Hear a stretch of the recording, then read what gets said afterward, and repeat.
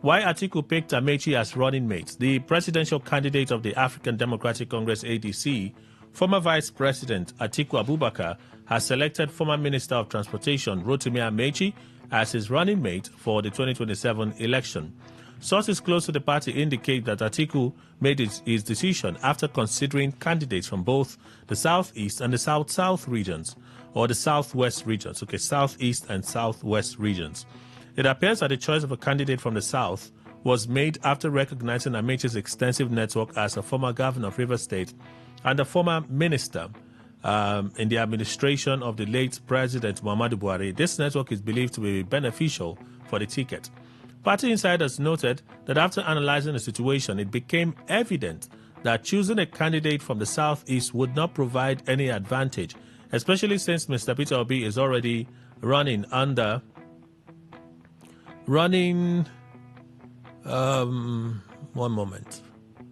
another party's banner. The initial plan was to select a governor from the Southwest, but it was concluded that constituents from this region would be reluctant to exchange the presidency for the vice presidency. Consequently, the focus shifted to the South-South, where former Governor Amechi's connections could significantly enhance the ticket's appeal. Furthermore, ADC's leaders are committed to ensuring inclusivity among party members during the election process, according to a source. The leaders have resolved to avoid the mistakes of 2023, where some leaders felt sidelined, creating division within the then opposition People's Democratic Party, PDP. This time, every member is considered a stakeholder and will work closely with everyone. It also reported that Atiku planned to unveil Amechi immediately, but delayed due to a brief trip abroad. A source highlighted Amechi's noteworthy attributes. I can assure you that once the presidential candidate returns, Amechi will be presented to the public. The party believes that selecting a running mate from the South-South was a strategic choice that would attract vital votes. Okay, so that is that story. General Rabe's son to Katsina government: how did you retrieve our father's corpse from bandits? Something I seriously thought about yesterday. Like I took some time to think about it yesterday. Like, if the wife is still in captivity, how then did they get the corpse of the late general? Big question, big question for me, even yesterday. And the son is asking the same question. The family of late retired Major General Rabi Abubakar has demanded explanations from the Katsina State government over the circumstances surrounding the recovery of the former military officer's body, questioning how his corpse was retrieved while his wife remains in the custody of bandits. Speaking in an interview conducted in Hausa with DW Hausa, the deceased son, Ishaka Rabi Abubakar, dismissed reports claiming that his mother had regained freedom, insisting that she's still being held captive by her abductors. And addressing questions over how his father's remains were retrieved, Ishaka said the family had no answers and urged Nigerians to seek clarification from Katsina State government. Many people saw the announcement that a funeral prayer will be held at 6 o'clock. Then people asked me, how was the corpse brought back? I replied that I cannot answer that question. Rather, the government should be asked about it. Even I myself would like to know how the corpse was brought. Speaking on how the family received the news of their father's death, they said they've accepted the development as the will of God and believe that his father died as a martyr. And they're responding to controversy about how the father died. Ishaka rejected claims that diabetes caused his father's death, saying rather that available indications pointed more towards a snake bite. The truth is that it was not diabetes that causes this illness. In our view, it was most likely a snake bite, because a snake bite could explain the marks and the condition seen on his leg. So let's pause here, go for that break. When we come back, we'll continue. Please stay with us. Today 95.1 FM, where news meets insight, sports meets passion, and entertainment meets excellence. expert analysis from seasoned professionals and our top analysts, informing, educating, and entertaining you. Your voice, your station. We are the voice of the people.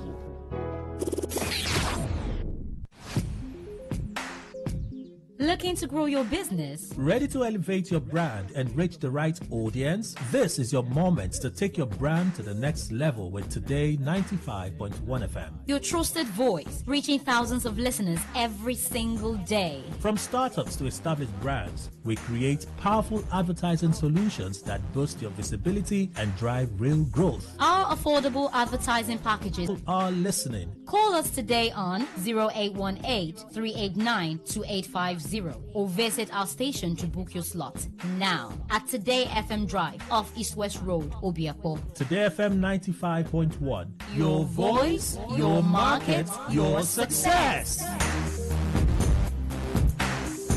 Port Harcourt, are you ready? Today 95.1 FM. The voice of the people. 360 Sports. CCC on the MIC is back on radio. Oh my God. If you don't like them, I'm sure your sister will. Hey, baby, you want to go out? It's the Cool Calm Collection. 39 days are expected to host 104 matches of the 2026 FIFA World Cup. We are on day 5 and so far we've seen 12 completed matches and 38 goals scored. Many more definitely will come through in the days to come during this 23rd edition of the FIFA World Cup. Good morning and welcome to 360 Sport on this station powered by Betano. My name is Kufre Ekpe, the CCC on the MIC. We've got our correspondent standing by in New York, USA and Vancouver, Canada to talk to us this morning. My name is Kufre Ekpe, the CCC on the MIC. Stay with us after this commercial break. We will be back. 360 Sports is sponsored by Betano. Last boss. Enter with your change, driver, wait, Tunde, do fast now. Boss, no feel leave us, Joe. Make we bet. Time no dey wait for person. Now why for Betano? Everything are sharp. Play, cash out, and win big. Download the Betano app on Google Play or Apple Store, or visit betano.ng to start playing. Only for persons above 18. Bet responsibly. Terms and conditions apply. Betano. Tonight na my night, I go clear the table. Red, black, red, 0. I don't crack the code. No jokes. But make I no lie for you. The only thing where you fit really crack na jokes. You dey play? Make we bet. If you like casino games and enjoyment, then make I tell you something wey go interest you. You fit win big on top Betano Casino, where enjoyment full ground. Betano give you access to over 5,000 exciting slot games on top Avatar plus mega jackpot every single day. Whether you be person wey just dey try your luck small or you just like the casino experience, Betano get varieties wey fit your style. Everything dey simple, smooth and entertaining. To start playing, just download the Betano app on top Google Play Store or Apple Store, or make you visit betano.ng. E no hard at all. But make we make this one clear, Betano na strictly for persons 18 years and above. Please bet responsibly. No go carry wetin pass you. Terms and conditions apply. So remember, na enjoyment to the talk, na discipline we dey promote, and na premium casino experience Betano dey bring give you. Download today, play responsibly. Betano. Betano, the game don't start. 360 Sports.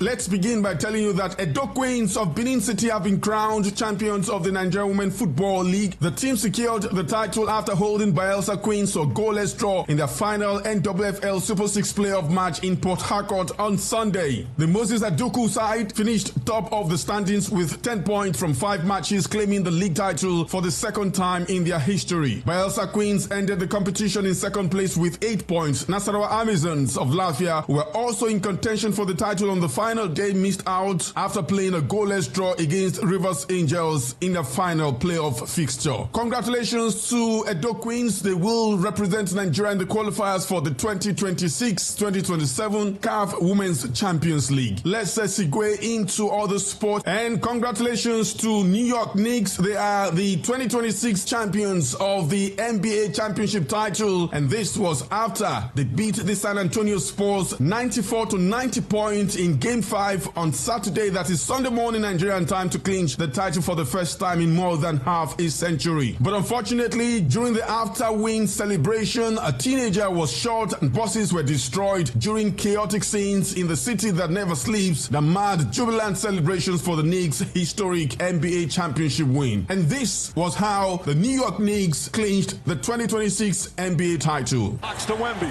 Wemby tries a three, puts it up, off the mark. Anunoby the rebound. It's over. It's over. Knicks fans, this is not a dream. Your long wait has ended. Go ahead and cry. After 53 years, the Knicks are finally NBA champions once again. And to Formula One, we were in Barcelona at the weekend. An emotional Lewis Hamilton took his first victory for Ferrari in a compelling Barcelona-Catalunya Grand Prix as championship leader Kimi Antonelli retired from second place with 4 laps to go. It was a dramatic end to a gripping race that had tension and jeopardy throughout as Hamilton secured his first win since the 2024 Belgian Grand Prix when he was still driving for Mercedes. Omo, tonight na my night. I go clear the table. Red, black, red, 0. I don't crack the code. No joke. The only thing where you feel crack, now jokes. They play. Make we bet. Win big on Betano Casino. Enjoy more than 5,000 slots on Aviator and mega jackpots every day. Download the Betano app on Google Play or Apple Store, or visit betano.ng to start playing. Only for persons above 18. Bet responsibly. Terms and conditions apply. Betano. 360 Sports.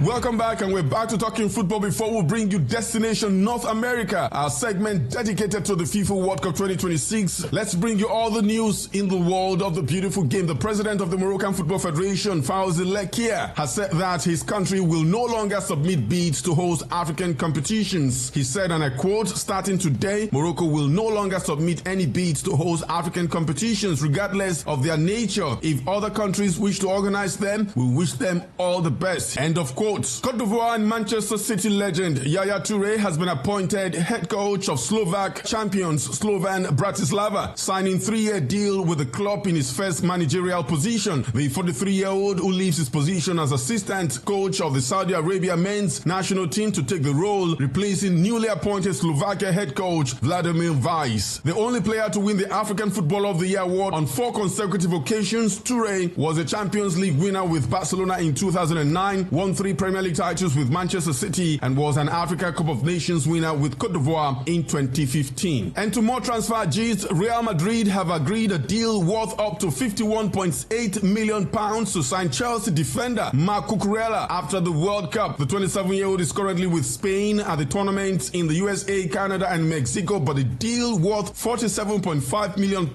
with a further £4.3 million in add-ons has been struck between all parties for a permanent transfer. Since President Florentino Perez was re-elected and appointed Jose Mourinho as manager, Real Madrid are understood to also be targeting Manchester City midfielder Bernardo Silva and Inter Milan fullback Denzel Dumfries, while France defender Ibrahima Konate is set to join after leaving Liverpool. Former Manchester United manager Ruben Amorim has emerged as the leading contender to take over at AC Milan. Milan are looking for a new coach after the departure of Massimiliano Allegri, who was fired last month after finishing 5th in Serie A and missing out on qualifying for the Champions League. Last boss. Enter with your change, Driver, wait oh! Tunde, do fast now. Boss, no feel leave us, Joe.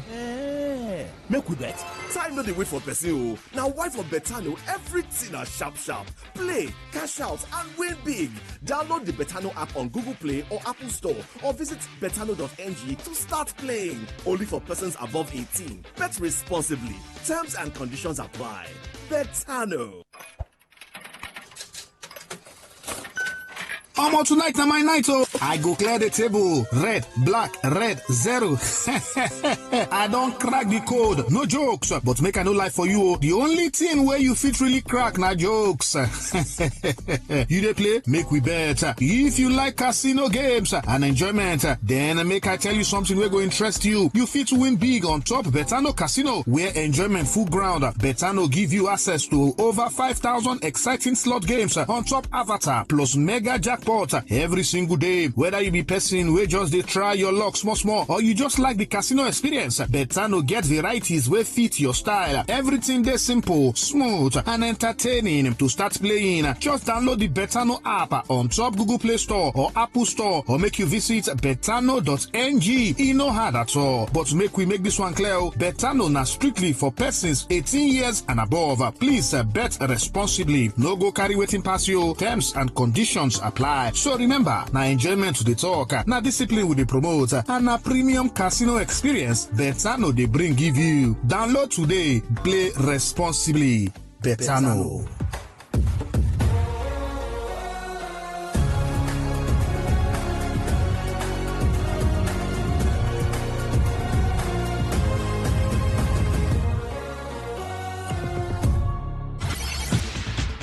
Welcome back from that break. It's time for us to do Destination North America, the show's FIFA World Cup dedicated segment. And our correspondent, Omodia, the original PEF master, will be joining us from Vancouver, Canada, where he is reporting on the FIFA World Cup for 360 Sport. But before we hear from Omodia, let's tell you that 12 matches have been played up until this moment in 5 days of the 2026 FIFA World Cup. 38 goals have been scored, and the latest goals came from the last game today played early this morning Nigerian time with Sweden pummeling Tunisia 5-1. In other results of the FIFA World Cup so far, the three co-host nations started on a good note. USA defeated Paraguay by 4-1. Mexico beat South Africa by 2-0. Canada forced a 1-1 draw against Bosnia. Enjoy the goals highlights. And a stretch down the right side of the defence again. Should be 2. And it is 2. Pressure, huge pressure! Sensational! Following Balogun with the most convincing of finishes. Oh, Mexico maybe with an opening here, and that is the only goal of the World Cup, scored by Julian Quiñones. He might have been born in Colombia, but he's a hero of Mexico right now, and this place is shaking. That's a great ball, Jimenez! And already a big first step to qualification for Mexico. Oh, it's a lovely flick on, and it's a Bosnia goal. Bosnia and Herzegovina make their presence felt on the global stage. Canada looking to oblige here. It's Kyle Larin! The goal-scoring feeling they craved on their own patch. We've also seen South Korea beat Czech Republic by 2-1. Scotland defeated Haiti 1-0. Australia shocked Turkey. Netherlands and Japan squared off 2-2. Cote d'Ivoire defeated Ecuador by 1-0. Sweden beat Tunisia 5-1. Surprise result for Qatar 1-1 against Switzerland. Brazil held Morocco to a 1-1 scoreline as well. And Germany, with the biggest scoreline so far of the FIFA World Cup 2026, annihilated debutants of the FIFA World Cup Curaçao by 7-1. Enjoy more goals highlights. Decent ball in, and it's headed in! Boualem Houki! What an ending! It was a superb cross in, and Houki was on the end of it to make it 1-1 with just seconds left. Still be time for more as it's pushed on by Undav through to Kai Havertz. Clips it over, room for number 7. Diaz sifting it through here for Saibari! What a finish! Amid the searing heat of New Jersey, Ismail Saibari lights up Moroccan hopes. Vinny Jr. again. Vinicius Jr. lashes in the equaliser. A superstar goal for Brazil.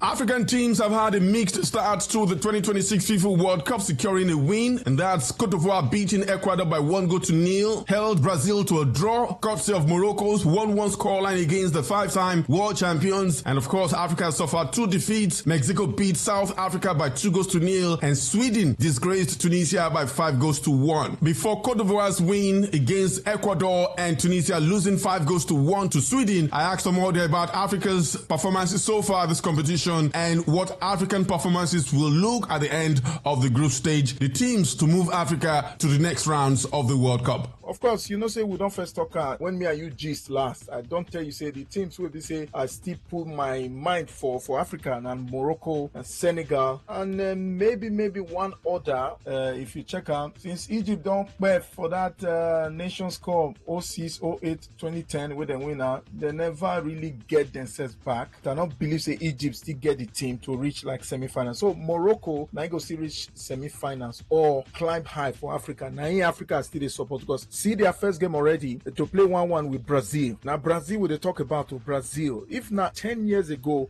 Morocco go chop like 2-3-0, even 4-0. Brazil know they waste time. But now you see say African teams don't come up. Even Senegal now it be hard to beat Senegal. See what Cote d'Ivoire do against France. They beat France for friendly. So we need to check African countries and Senegal another team where we say it go do well. Then Cote d'Ivoire. Now Cote d'Ivoire be the third team where I say if it do well because wait I don't see let's say they get ginger for body. All right, thank you so much, Omodia. We'll definitely reconnect with you in the days to come. Plenty more days still to go as far as this FIFA World Cup is concerned. And that's all she wrote on today's edition of the show 360 Sport on Orient's 94.5 FM. We will be back with you tomorrow to bring you all the gist, all the goals highlights from the 2026 FIFA World Cup. Enjoy the games today. Cape Verde against Spain, 5 p.m. Belgium against Egypt, 8 p.m. And Saudi Arabia take on Uruguay, 11 p.m. My name is Kufre Ekpe, the CCC on the MIC. This has been a production of 82 Ideas Communications. Waza. And that's all she wrote on today's edition of Betano 360 Sport on this station. Thank you so much for tuning in. We will reconnect with you next time. 95.1 FM, where news meets insight, sports meets passion, and entertainment meets excellence.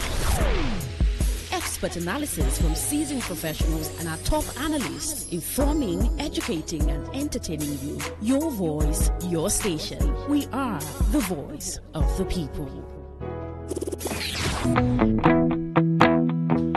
All right, thank you all for staying with us. Welcome back from that commercial 360 Sports with Kufre this morning. All right, Kelly's my name, the newspaper review segment. Let's continue. I brought to you, I think, 3 stories from the Tribune newspaper. I'm going to bring you some more stories, and then we begin our conversation. The cable is our next stop. IMF advises Nigeria to charge VAT on petroleum products, excise duty on telecoms services. The International Monetary Fund, IMF, says Nigeria may need to extend value-added tax VAT to fuel products and introduce excise duties on telecommunication services to raise government revenue, fund development, and social spending.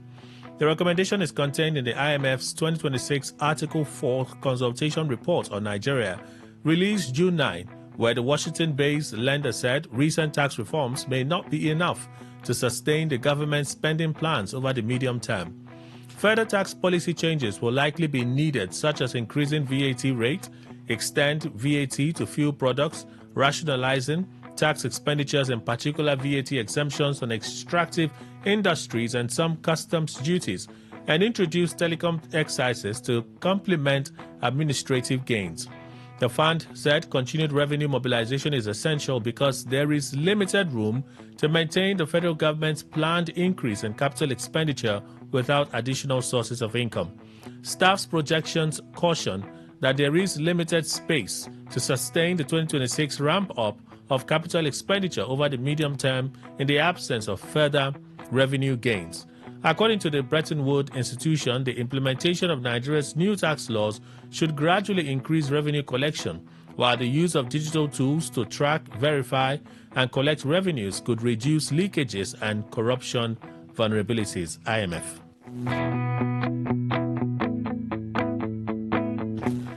Premium Times, why I handed over power to democratically elected government within 11 months. Abdusalami Abubakar. So some persons have been saying, what did he do? What did he do? I don't want to believe that you're Gen Z. Maybe you're Gen Z like me. We were born in 2011. That's when we were born. So we don't know what happened in 1998. But even though we were born in 2011, there's nothing wrong in going back to go and read. When did this democratic journey, dispensation begin? What happened before? You would have seen trends on TikTok of Sani Abacha. Who is Sani Abacha? Just out of sheer curiosity, go do some reading for yourself to find out. Nothing will do us, nothing. So he was the one that took over after Sani Abacha died mysteriously. Right? After he died mysteriously, he took over. Sani Abacha, I understand, wanted to even be a civilian president. He wanted to turn from Kaki to Agbada. So I think he floated a political party and was going to contest the election. I wonder who had the nerve to contest against him at the time. But mysteriously, Sani Abacha died. Some say women, some say poison, whatever it was, he died. And then Abdulsalami Abubakar was the one who power was handed over to. And rather than hold on, with the military still in control, he gave a 6 months transition period and handed over to civilian government. That was when Obasanjo became president of Nigeria for a second time, because he was head of state as well. And then this time he was elected as president of the Federal Republic of Nigeria. So this story basically is what you listen to. This story is what you listen to. He was speaking at his 84th birthday celebration. It had in attendance the vice president. Okay, so his autobiography titled A Call of Duty, my autobiography, alongside Mediating for Peace in Africa, okay, and Nigeria's Grand Patriot, Abdulsalami Alhaji Abubakar, GCFR. So those are the 3 books that were launched on Saturday, okay? The vice president was there, who represented the president. His wife represented the first lady. Goodluck Jonathan was there. Gowon was there. Obasanjo was there. These are the Yemi Osinbajo was there. I think Sambo, Namadi Sambo was equally there. That's the vice president with Goodluck Jonathan at the time. It was a host of dignitaries that attended the event. So I can't take you through the roll call. But that's what the story is pretty much about. NAFDAC warns Nigerians as U.S. recalls children's ibuprofen over contamination concerns. The National Agency for Food and Drug Administration and Control, NAFDAC, has alerted healthcare providers, importers, distributors, and caregivers to the recall of approximately 90,000 bottles of children's ibuprofen oral suspension in the U.S. due to contamination concerns. In a public alert issued on Saturday, the agency says it received notification that the United States Food and Drug Administration had announced the recall following reports of foreign material in the product. According to NAFDAC, the recall was initiated by Strides Pharma Incorporated after consumers complained of a gel-like mass and black particles in the oral suspension. Children's ibuprofen oral suspension, USP 100 milligram or 5 ml, is commonly used to relieve pain associated with the common cold, flu, sore throat, headache, and toothache in children, and to reduce fever. NAFDAC warns that the presence of foreign material in medicinal products could compromise their quality, safety, and effectiveness. The agency went on to note that administering contaminated oral suspensions may result in adverse reactions, particularly among children, and could pose choking or intestinal issues depending on the nature of the contaminant. The affected product is children's ibuprofen oral suspension, USP 100 mg 5 ml, packaged in 120 ml bottles. The product was manufactured by Strides Pharma Inc. in India for Taro Pharmaceuticals USA Incorporated.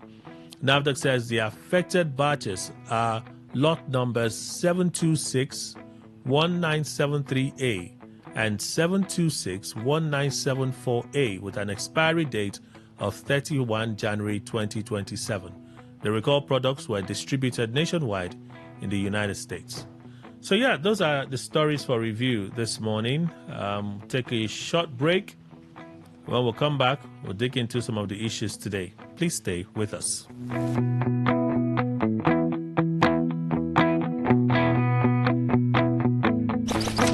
Hit the road, fill your drive. Ignite the vibe, stay locked. Today 95.1 FM, radio on the go. Get ready to feel the rhythm, the groove, and the true vibes of Africa. This is not just music. This is high life. From the legends to the latest, we're bringing you the best of palm wine grooves, jazzy horns, and soul-stirring melodies.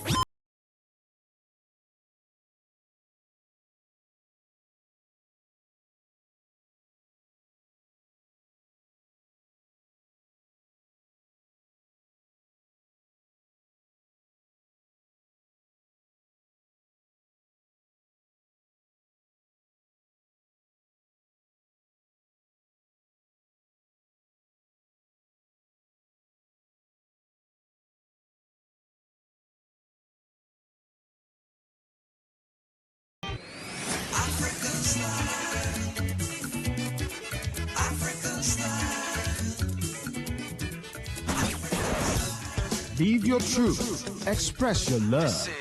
Share your enthusiasm. Take actions towards your dreams. Talk your talk. And walk your walk. It was years ago. There's a statute of limitation on this stuff. Make today worth remembering as we discuss issues as it affects Nigeria moving forward. Talk that talk. Weekdays, 2 p.m. Exclusively on Today 95.1 FM Port Harcourt. Voice of the people.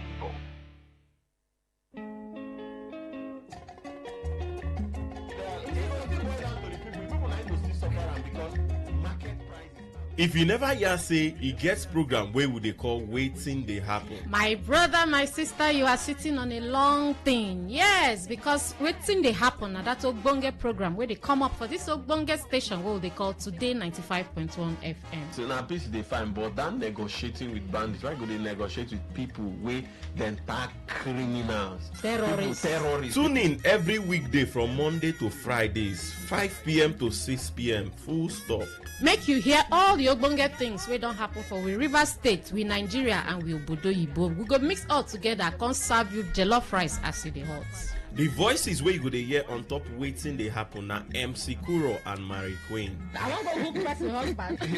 I wan go fit hook person husband. I need to hook single guys so that you people no go chicken another person. On top Wetin Dey Happen, we dey discuss serious matters on seriously.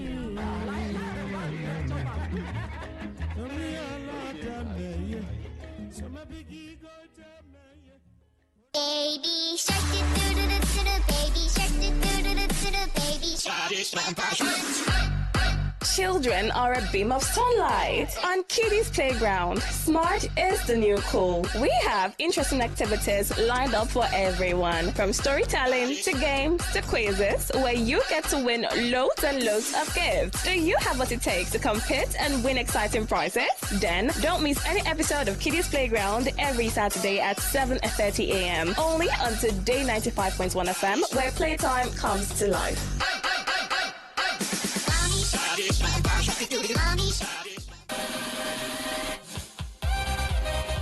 Get ready to turn up the volume and dive into the heartbeat of entertainment. From the hottest celebrity gist to trending music, movie buzz, viral moments, and behind-the-scenes drama. This is where the fun never stops. Tuning to Entertainment Today, only on Today 95.1 FM, Voice of the People, your station for pure entertainment. Weekdays, 11:30 a.m. Entertainment Today, where your favorite stars and stories come alive.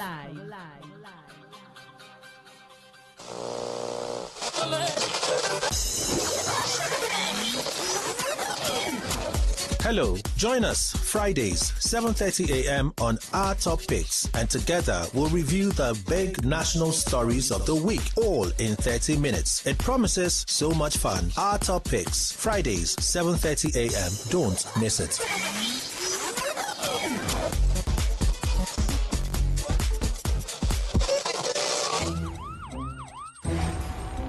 It all begins with breaking news. Now, make no mistake, this is a difficult mission, and it will remain difficult for some time. Then it keeps trending. Events, issues, personalities, all struggling to gain attention.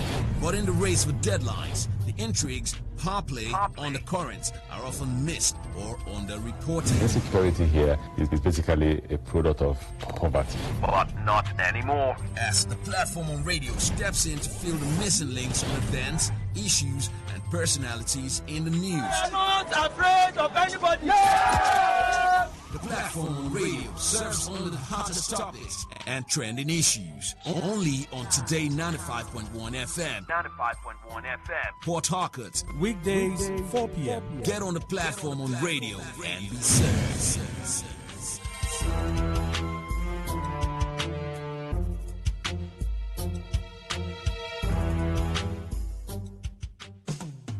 Hey, you want to speed drive?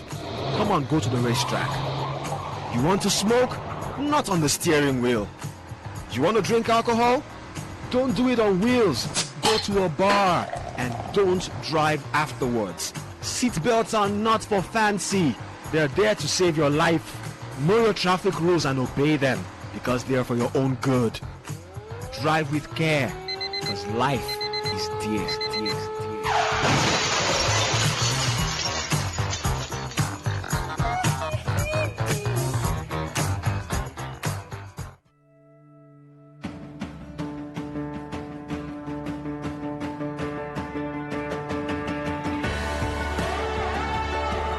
Education never ends, and we believe it starts even way earlier than most of us think.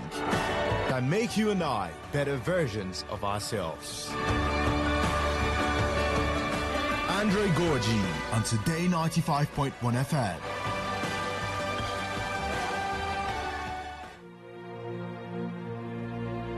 Today is business. Today is a new trend for your businesses. We give you all the information you need to grow your business, new ideas and innovations that keep you earning more and staying relevant.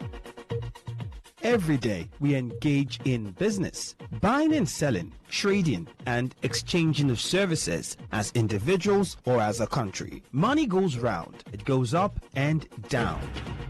But have you ever wondered what business is all about? And have you ever wondered how you can stand out in your business? Today FM has got you covered every Wednesday between the hours of 1 p.m. to 2 p.m. Learn all you need from professionals on how the country runs its business affairs and how you can be an outstanding entrepreneur and grow your business. Business Today. 95.1 FM, voice of the people. And we're back. All right, thank you all for staying with us. Let's dig into the issues for today. Let me introduce Mr. Emmanuel Indukwe, who is our in-house analyst. Good morning to you, sir. Welcome. Good morning, Kelly. Good morning, Nigeria. Mr. Daniel Momo, a public affairs analyst, strategic planner, travel consultant, and a member of the APC. Good morning, sir. Welcome. Good morning, sir. Let's begin with the death of the general, the former spokesperson of the Nigerian army who was killed. The family is raising a valid concern. The family said, we don't know how his body was retrieved. Is it a valid question? If he died in the den of his captors, right? He died there. They say he died of diabetes. The son is saying the marks on his leg suggest that it was a snake bite.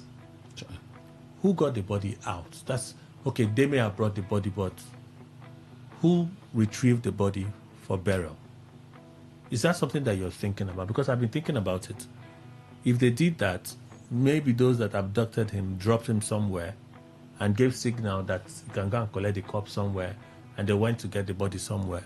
I think that's not enough for you to track them to their camp, to decimate them. But first, the son said, we don't know how his body was retrieved. Katsina State government would have to tell us. I thought about this deeply yesterday. I'm like, because his wife is still in captivity. So how did they get the body for burial? And he has since been buried yesterday. Mr. Momo, what do you think happened? No, I think once the state is involved, the state has capacity to negotiate, has network to get to wherever he wants to get to.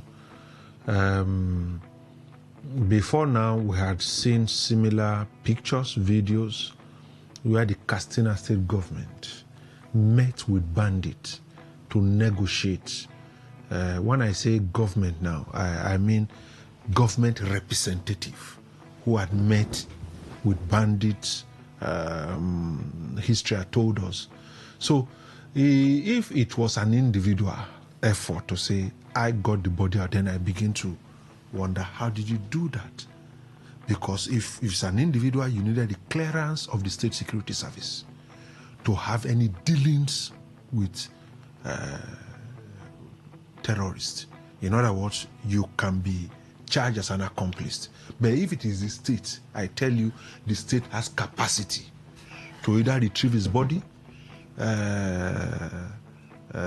or in any this thing had any network to contact them. Before now, there had been contacts between the state and the terrorist group. And what were they demanding for? They were demanding that some of their leaders that were arrested should be released. So I think for me it is not strange to say, how did the state retrieve his body? It's not strange. The state has the capacity and network to get at his body. Capacity and network to retrieve his body, but they don't have the capacity to rescue them. No, when we say state now, the state government, the control of police and the army rests solely with the federal government. Again, the constitution gives the state government, like what happened here when the government of Wike granted amnesty, remember, to some cultists, militants and all. The state has that power to do that. But when we are now saying, how come you didn't arrest them? We would then be looking at the federal government.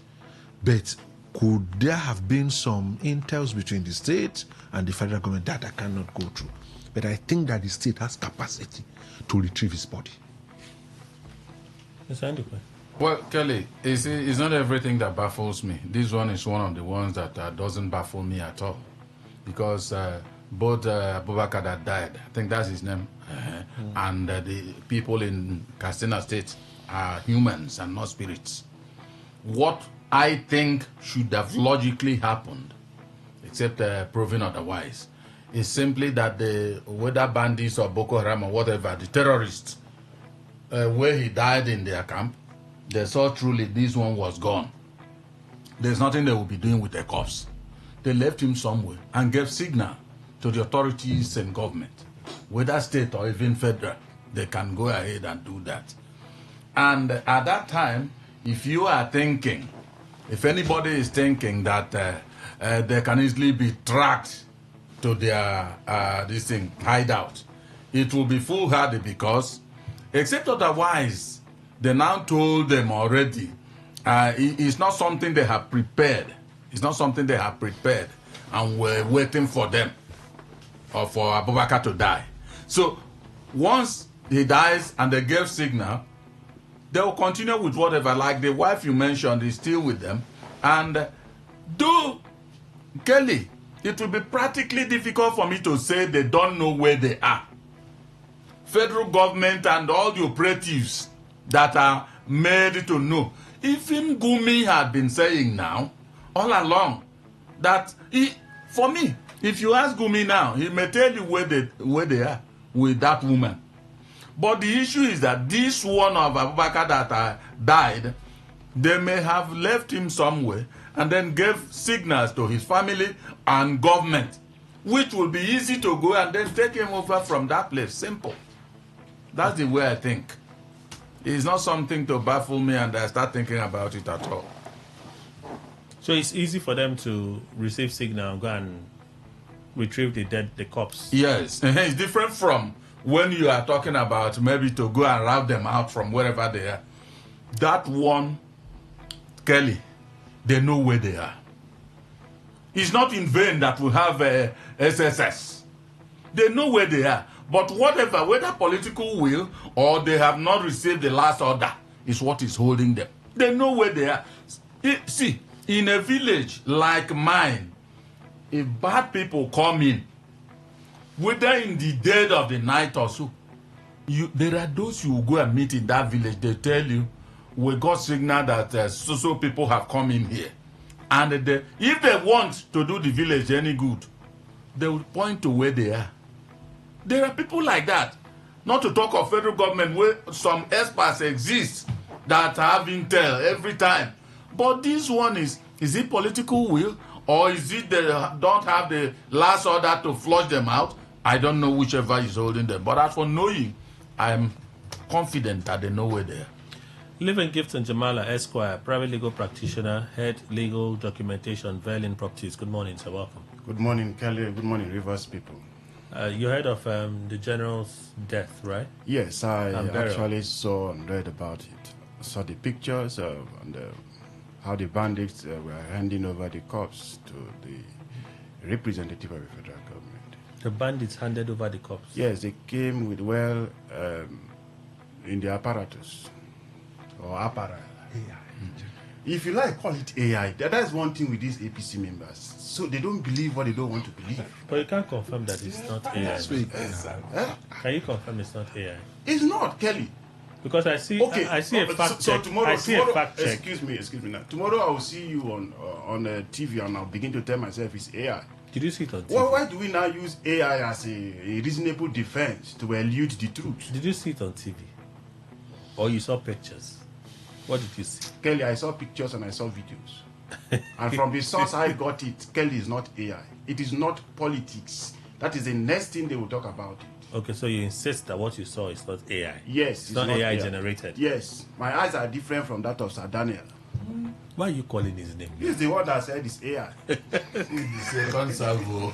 The first one is so, if that being the case, you would have been shocked to find that the bandits could hand over the corpse of the late general to Katsina State government for burial. If I'm shocked? Were you shocked? Kelly, to the extent that I'm beginning to believe that government is not ready to outrightly disseminate these persons, I think I will not be shocked. But it is, they have had meetings in Zamfara where they have visited communities, had receptions, and they've had even wedding ceremonies, where you see them come with their motorbikes and have meeting with communities, conduct their weddings, do their prayers, and go their way without being traced or confronted by the secure force of state. So if you look at that, when you say during the broadcast of Mr. President on June 12, he said he has been deploying both the kinetic and non-kinetic approach. In other words, a little man will know a carrot and a stick approach. Kelly, if the carrot approach is what they are doing, then it's not yielding any result. But I believe government knows about this. Government is not ready to deal with this set of persons, because how can you expect someone they kidnapped? To me, forget about what they are saying, whether it was snake bite or whether it is diabetes. They kidnapped, they saw that this person is seriously deteriorating in health. They held the person captive until the person died. They killed the person. We'll have to go for a break. When we come back, we'll continue. Please stay with us.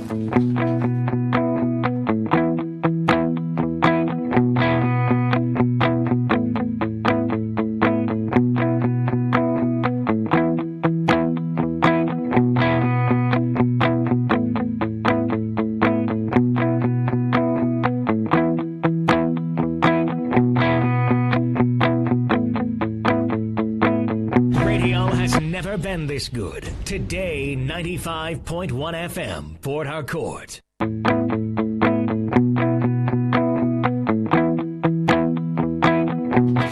All right, we have Maureen from Non's Luxury Homes joining us at this time. Hi, Maureen. Good morning. Good morning, sir.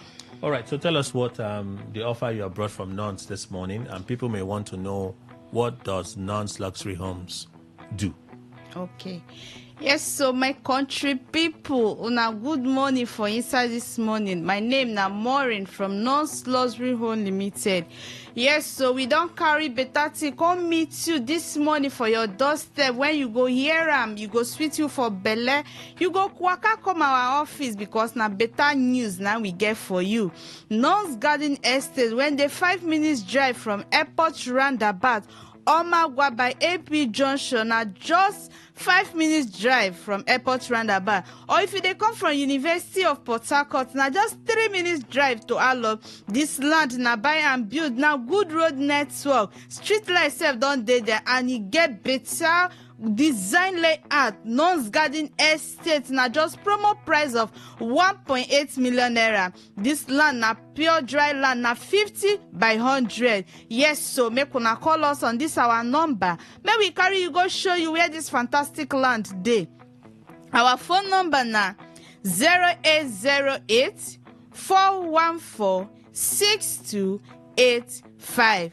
0808 414 6285. And the second line na 0913 238 2724. 0913 238 2724. And our office there for number 120 Airport Road, Igritale. Yes, so my country people, we still get another brand new estate again when they for Agwawure community, Omagwa, the name, as they hear the name, na better land na e be, and na pure dry land, na 50 by 100 feet na in this land be, and it na very fantastic promo price of 1.5 million naira. Yes, so na 1.5 million naira. Non's Blossom Estate, as they hot like this, na just 5 minutes drive from airport roundabout, and it get better good red network and good design layout. Na just 1.5 million naira. No dey wait before you go hear say they don't sell and finish. So call us on this our number, may we carry you go show you where all this our fantastic land dey. Our number again na 0808 414 6285. 0808 414 6285. And the second line na 0913 238 2724. 0913 238 2724. And our inspection days na every day from Monday to Saturday from 10 a.m. to 4 p.m. As you dey come, we dey carry go show you where this land dey. Non's Blossom Estate, when they for Omagwa, na outright payment of 1.5 million naira, while instrumental payment na 1.8 million naira. This land when I dey talk about, no bush entry, no commitment, the land go be your own. And the land where you buy, you go start to dey build immediately. Imagine where you say you dey pay for rent 1.5 million naira, and you get land where you go buy 1.5 million. Why not use this opportunity? Come buy this land when be buy and build. Land when be say then sure for you, then value you well. The land where you buy for our hand no go enter water. And Non's Garden Estate outright payment na 1.8 million naira, while instrumental payment na 2 million naira. As I dey talk to you, so electricity don enter there, street light sef dey there, na buy and build. As you buy am, you go begin dey build am immediately, and you go park enter. So call us on this our number again, may we carry you go show you where all our fantastic land dey. Our number na 0808 414 6285. 0808 414 6285. And the second line na 0913 238 2724. 0913 238 2724. And we dey provide free deed of conveyance, instant allocation with 50 block when you go to start anything when you want to do for the place. And remember, say our company, we know they waste your time. As you dey buy, we dey allocate you immediately. We know they tell you may you go come. Now as you dey buy am, we dey give you your land, and you dey do anything when you want to do for there. So no dey waste time before you go here say they don't sell and finish, because our property no dey waste time. So call us again on our phone number 0808 414 6285. 0808 414 6285. And the second line now 0913 238 2724. 0913 238 2724. All right. Those paying installments, how long do they have? Yes, so for you, say they say for talk say all fingers are not equal.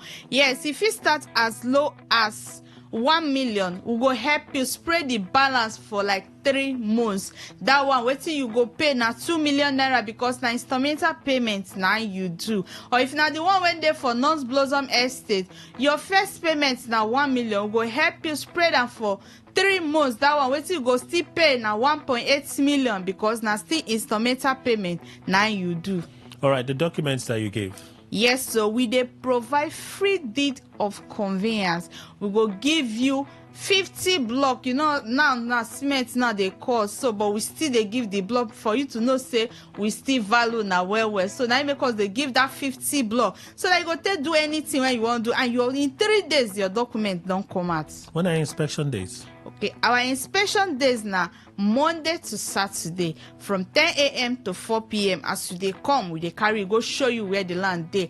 And we know they tell you say may you use your money or your vehicle go the sites. Now we they carry you go there, still bring you come, you buy, we allocate you immediately. Okay, why should people trust nuns? Why should they buy from nuns luxury estates? Okay, yes, so now anybody wey know Nuns Luxury Home Limited know say Nuns Luxury Home no be company wey be say dem dey joke with people. We value them well and we sure for them. The land where they buy for our hand no go enter water because we be family real estate. We take care of them and assurance cover them well. Okay, your phone numbers again and physical address. Yes, so our phone number now 0808 414 6285. 0808 414 6285. And our second line now 0913 238 2724. 0913 238 2724. And our office there for number 120 Airport Road, Igritali. So let's recap on some of the key things. Where are the properties located?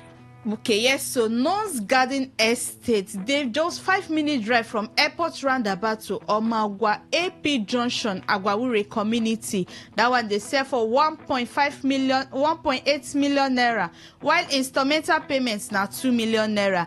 Non-Blossom Estate, they sell for 1.5 million naira, while instrumental payments now 1.8 million naira. And this land now just 5 minutes drive from Airport Roundabout, or if they come from University of Port Harcourt, now just 3 minutes drive, you don't reach where the land dey. So our phone number again now 0808 414 6285. 0808 414 6285. And the second line now 0913 238 2724. 0913 238 2724. Maureen from Nuns Luxury Homes, thank you so much for making the time to be here. Thank you, sir. The news update next. Please stay with us.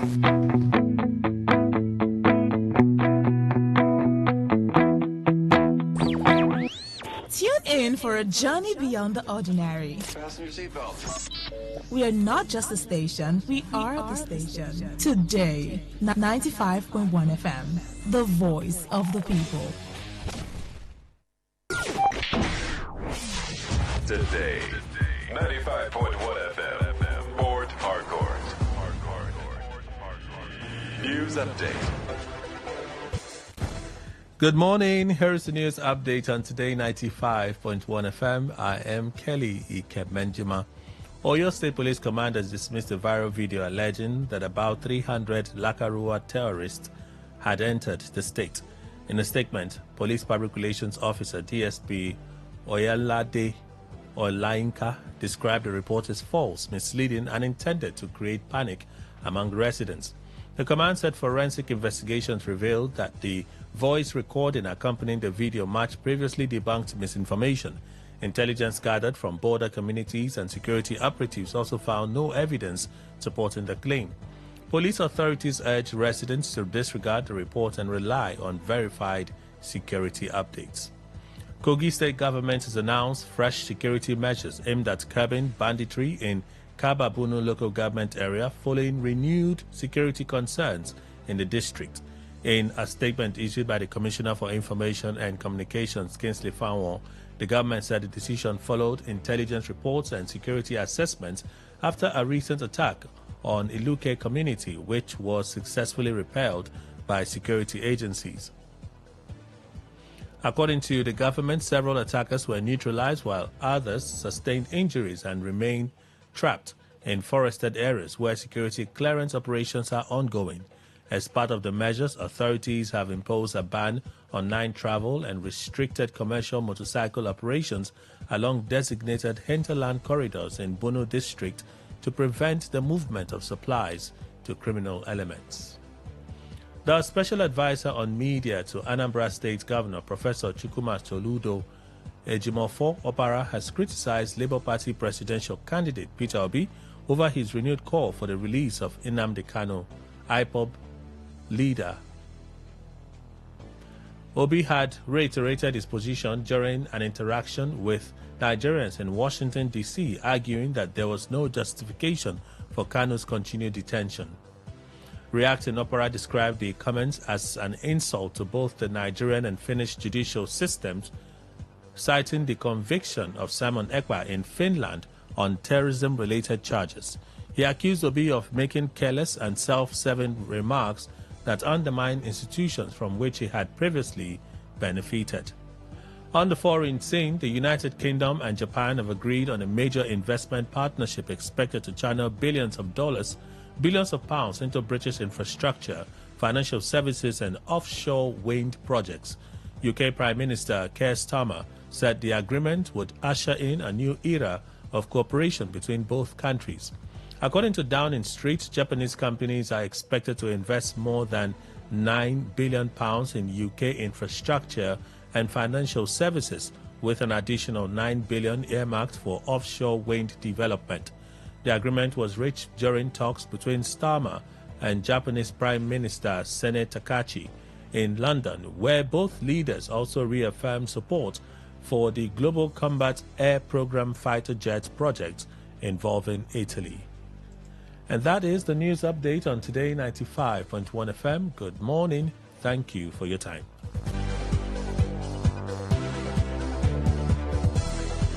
All right, all you need to know about this one is that 95.1 FM? Such a unique style. There comes a moment when God breathes fresh strength into his people. A moment when faith rises, purpose is renewed, and lives are transformed. That moment is here. Join us for Refuel Conference 2026 at the King's Assembly as we gather under the theme Unstoppable. Experience 5 powerful days of worship, revelation, impartation, and life-changing encounters with God. Ministering are Pastor Chris Ugo, Pastor Yemisu Ugo, Dr. Sam Adeyemi, Bishop David Abioye, Pastor Tola Udutola, Reverend George Izua, and music by New Song and Minister Moses Bliss. Date, June 17th to 21st, 2026. Venue, the King's Assembly, 58 Tombia Road, GRA Phase 3, Port Harcourt. It's more than a conference, it's a divine appointment, a time to be refreshed, a time to be empowered, a time to become unstoppable. Refuel Conference 2026. For more information, visit thekingsassembly.org/refuel. See you there. Port Harcourt, are you ready? Today, 95.1 FM, the voice of the people. Looking to grow your business? Ready to elevate your brand and reach the right audience? This is your moment to take your brand to the next level with Today 95.1 FM. Your trusted voice, reaching thousands of listeners every single day. From startups to established brands, we create powerful advertising solutions that boost your visibility and drive real growth. Our affordable advertising packages are designed to give your business maximum visibility and real results. Don't just advertise advertise where people are listening. Call us today on 0818-389-2850 or visit our station to book your slot now at Today FM Drive off East West Road, Obiapo. Today FM 95.1. Your voice, your market, your success.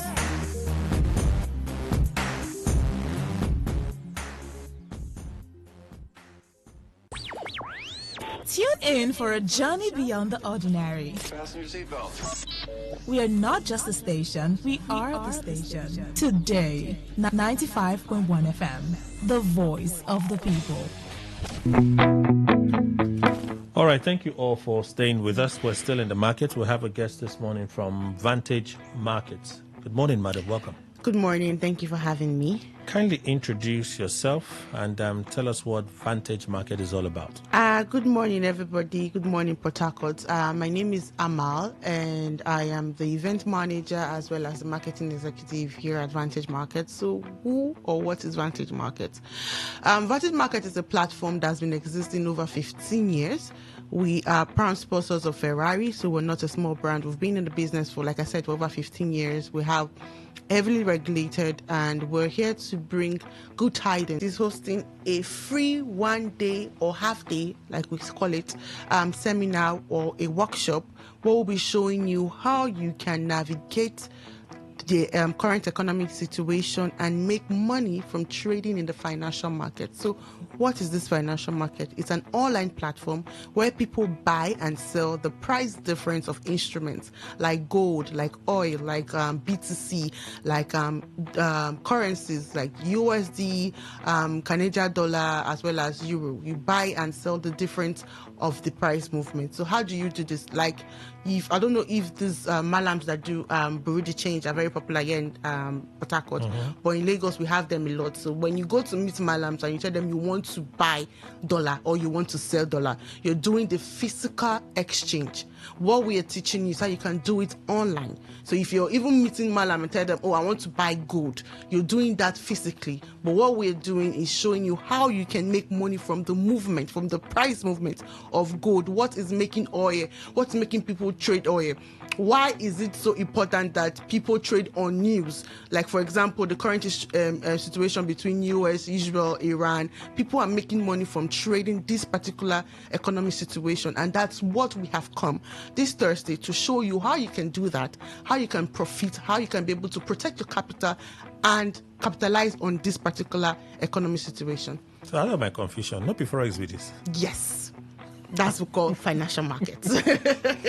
It is what we call financial trading. Okay. All right. So it's Forex. Forex is foreign exchange. You're just talking about the currency. So when you call it financial trading, you're talking about trading instruments like gold, trading instruments like shares, SpaceX, the new Elon Musk launch. That launch was on Friday. Yes, also. people made bastard money, and you can trade that on Vantage Markets platform. So these are the things we'll be showing you on Thursday. Why should people of Port Harcourt attend?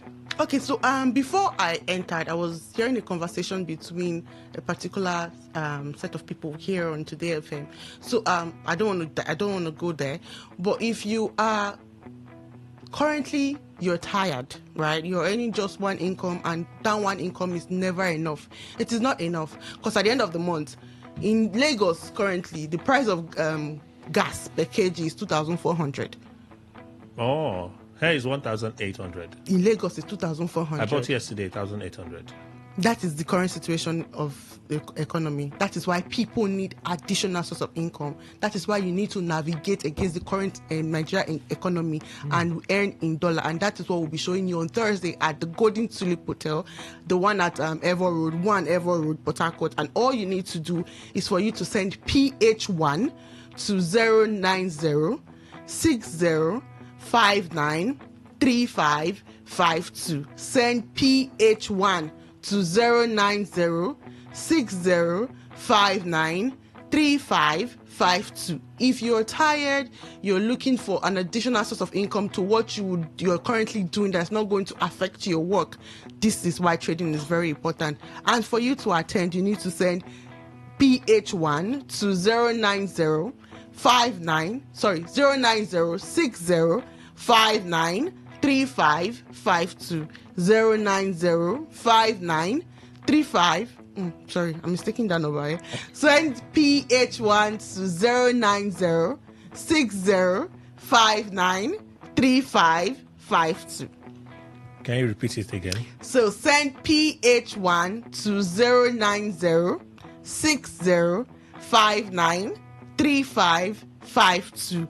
PH1 to 09060593552.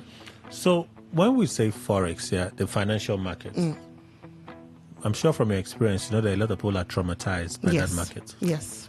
Because the money disappears. Like when you put water through a basket, money on Forex market disappears faster than that water will drain from that basket. You're telling people that Nigeria is difficult, but the Forex market is not an easy place for people to come. What makes Vantage Market different from the others, and what assurances are you giving people that this time is going to be different for them? Okay, you're correct. The Forex market is just like any other business where you start and there are times where it is very favorable to you and there are times where it is not. It's just like any other business you do. But what makes it different is the liquidity of the market. Like you said, the Forex market can either make or, I don't want to use the word kill, make or mar you, depending on how and who you follow. I have had experiences like that. I started trading when I was still in university, my first year, second semester. That was when I started trading. I had hostel mates around that are guys. So these people do trading. And then all of a sudden I was curious. I was curious to know what they're doing. I wanted to also do that as well. So I spoke with a very close friend of mine and he taught me how to do this thing. And I called my dad. I told him there was this textbook that is 25,000 naira that I wanted to get. That I wanted to get the textbook. My dad does not play with education. So immediately, sharp, he sent me the money for the textbook. And you pushed it as capital? And I put it inside. You pushed it as capital to trade? Yes. I was making money, right? But I became greedy. I wanted more. I was seeing money coming, but I wanted more money coming. I don't want to keep calling daddy. I want to buy a textbook. I wanted to have money on my And you blew it? And I blew my account. Oh, wow. This is what I said, it can make or break you, right? So there are steps to trading. Just like any other business, that's how trading is. There are things you need to put in check. Your greed. Consistency. Trading is all about consistency. You have to be consistent. You have to follow Huno Road. And that is why we are quite different from other broadcasts. We are educational focused. We're not just giving you the platform to trade. We're also holding your hands. That's why we'll be having an 8-week section boot camp where we'll be teaching you as a beginner. Even if you're an advanced trader, you already know how to trade, but you don't have the winning strategy. You need years. We have backtested that strategy, and we'll be able to put it in place for you to be able to trade with it on our platform and make money. So this and a lot of things is what you'll be expecting on Thursday. So first of all, the strategy will be given you for free. Secondly, terms and conditions. So when you trade on our platform, you trade instruments like gold, you trade instruments like BTC or oil. Vantage Market gets to pay you $2 for trading on our platform. This is one thing you enjoy. And then we also have capitals, because a lot of traders love capitals, they love bonuses. We'll be giving you an additional 10 million to what you currently have in your account. Whatever you fund, Vantage Market must the same thing for you. Those are monetized. But when you come for the trading on seminar on Thursday, we'll be giving it to you free. And for you to do that, you need to register. And how do you register? You send PH1 to 09066. Sorry, I'm coming from Lagos. We had a seminar last week, so it's the Lagos number that is still in my head. So send PH1 to 09060593552. Send 6593552. 090605935. I don't know.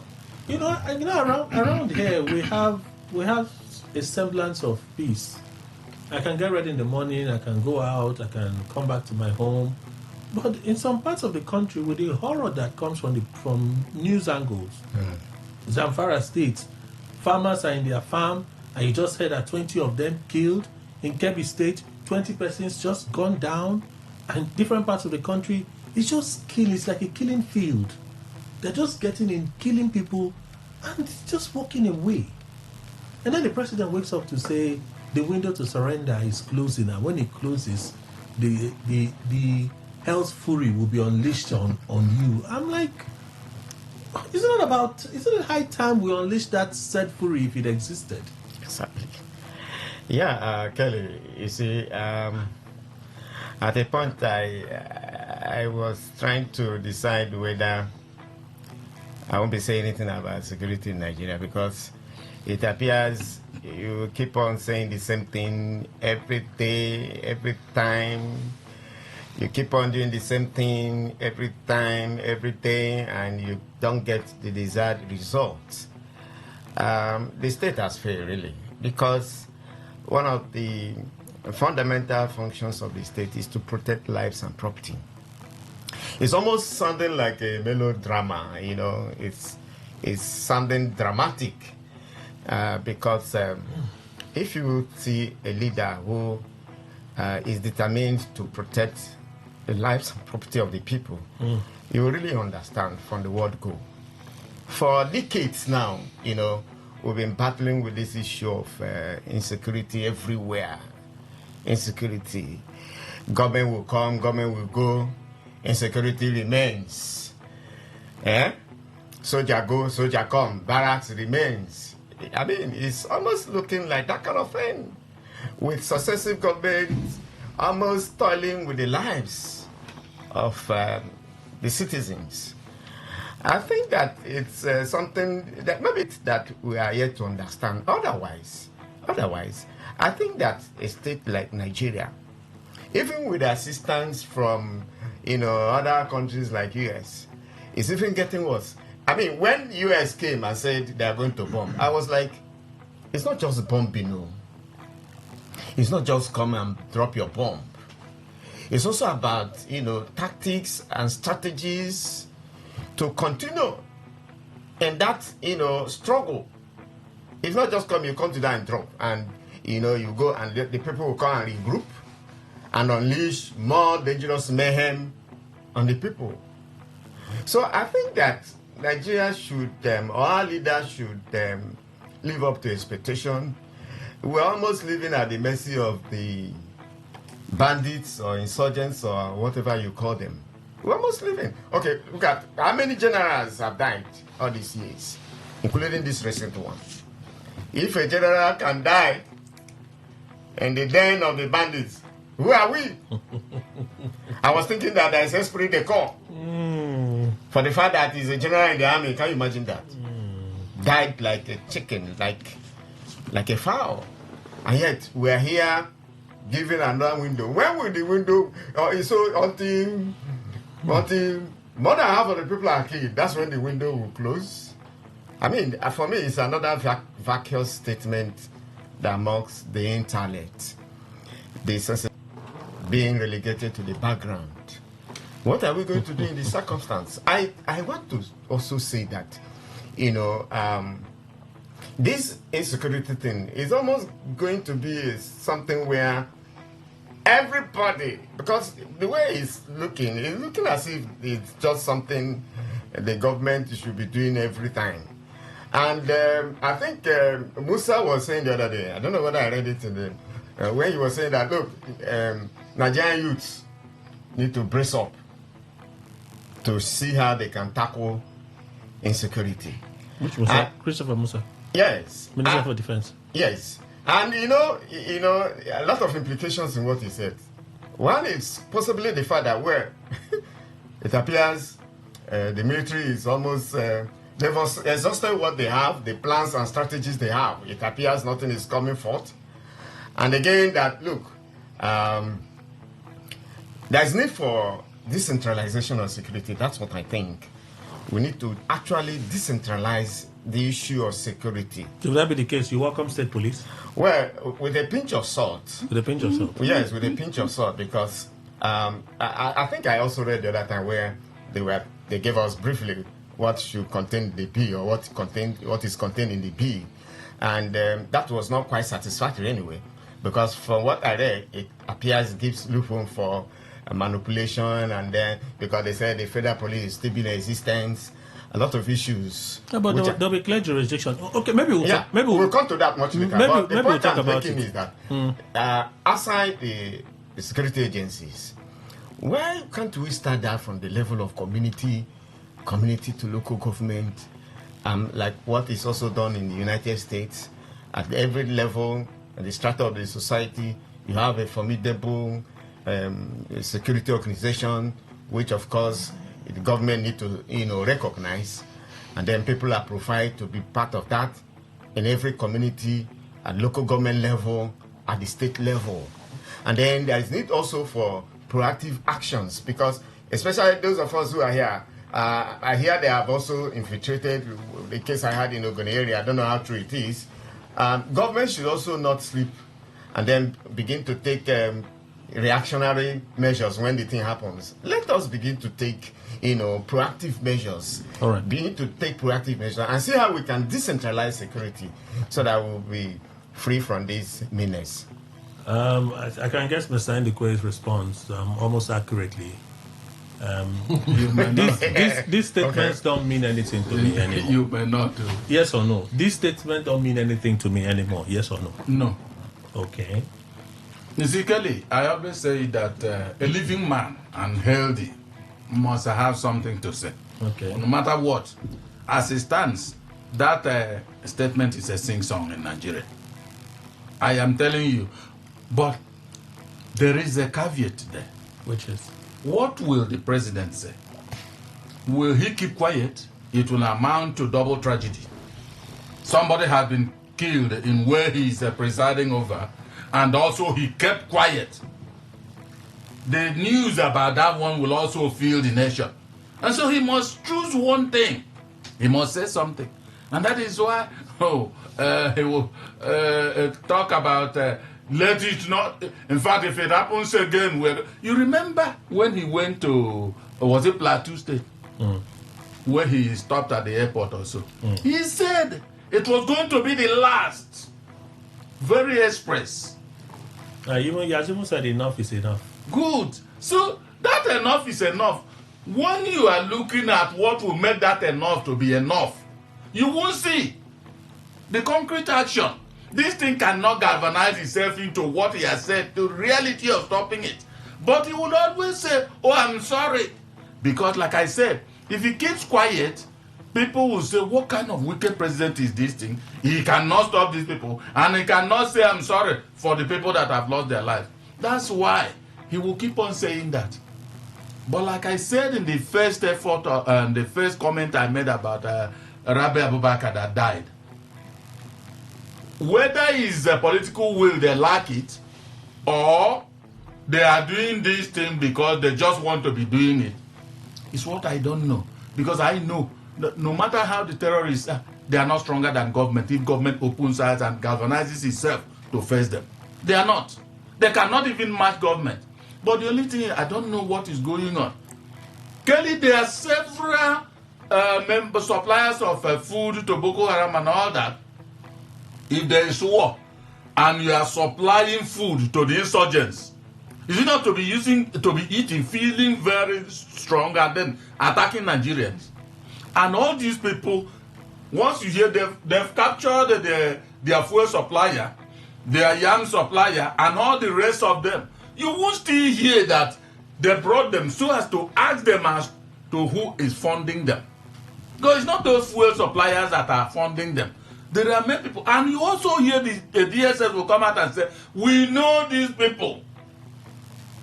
Kelly, if you know that a certain fowl from somewhere is coming to scatter your maybe compound, what will you do? Is it not to put measures to bar that fowl?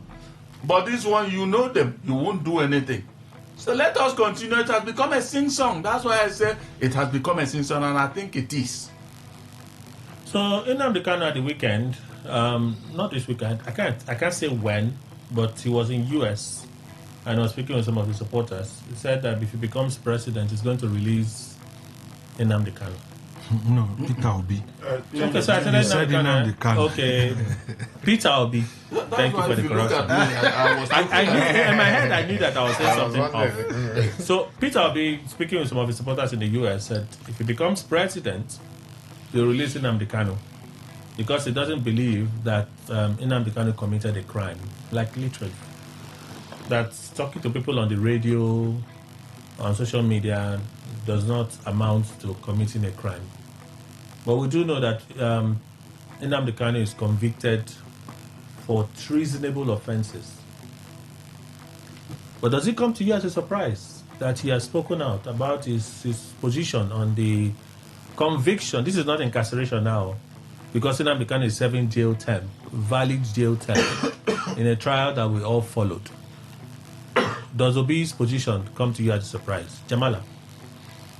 Kelly, I will look at it in two ways. First, as a respected citizen of Nigeria, stakeholder in the polity, I think P2B has a little bit spoken out of his personality. In other words, he has demeaned himself to first not recognizing the fact that the issues surrounding Nnamdi Kanu are subject of litigation. A court has given a trial was commenced, concluded, and the court has given a verdict. Now that verdict was not satisfied by the team. The team wasn't satisfied with the verdict, and so they have also initiated the right of appeal, and that appeal is still pending. So for you to say as a president, should you be the president, you will by court bypass these legal processes to judge the person who has been convicted by a court of law. It's like you are telling us you are going to act as both the executive, the judiciary. The separation of powers is very clear. You can only act as an executive, and you leave the responsibility of the judicial work to the other arm of government. So for me, on that, I will speak to the extent that he has a little bit betrayed the sincerity of trust or the sincerity of hope some Nigerians had for him. But on his second thought, he spoke as a politician. So he's speaking to his base. Yes. What his base will want to hear. To hear, yes. Not fulfillable. Yes. I'm not saying that he cannot fulfill this. Go back to the history. That's in a broad sense. Yes, in broad sense. That's what I'm trying to make. Most of the campaign promises that we have, if they are fulfilled, Nigeria would have been compared to Dubai. But none. They come give us promises that we do not ask them how. Buhari said he will reduce the dollar to $1 per naira, right? He said he did not say it. He said he never made such a statement. Okay. Tinubu said what? With respect to dollar naira. I can't remember. Okay. But one thing you will not doubt is the fact that he never said he would make the naira as poor the way it is, as irrelevant the way it is. That is what since you cannot remember. And so promises have been made, but how do you make them come to fiction? That is the problem of our people. So as an obedient, you're not impressed with what Obi has said? I'm not impressed with what this particular statement. I'm not impressed because I would like to probe. But he still has your support as an obedient. I never said I'm an obedient. Didn't you just reply me when I said as an obedient? You asked me a question. I decided to leave that part. Okay. To answer the question. No, it's okay. It's okay. You already gave the answer. It's fine. Professor Wona. Yes, Kelly. I think that the statement by Obi, to a very large extent, was influenced by the fact that, in our constitution you have a provision for prerogative of mercy, which the president has. as enshrined in the Constitution. We are all living witnesses to. We'll get there. We'll get there. We are living witnesses to what happened, I think, during Buhari. And I think even also Tinubu, just as soon as he assumed office. The fact that under Buhari,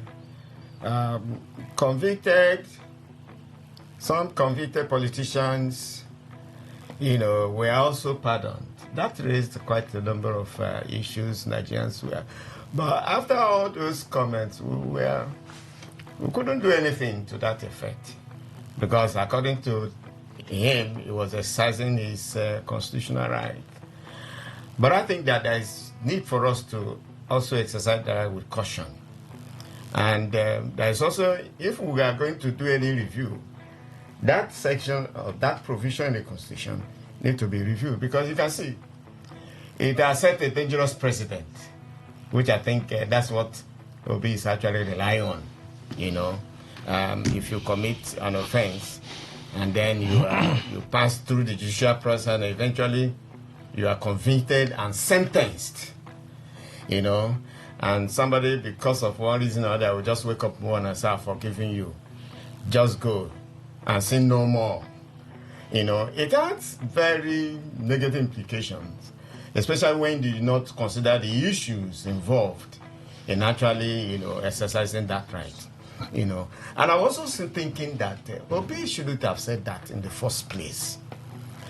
The embattled Nnamdi Kanu is not somebody that obviously represents the interests of the entire Nigeria as far as that liberation, emancipation struggle is concerned, because that is also for a particular section of the country.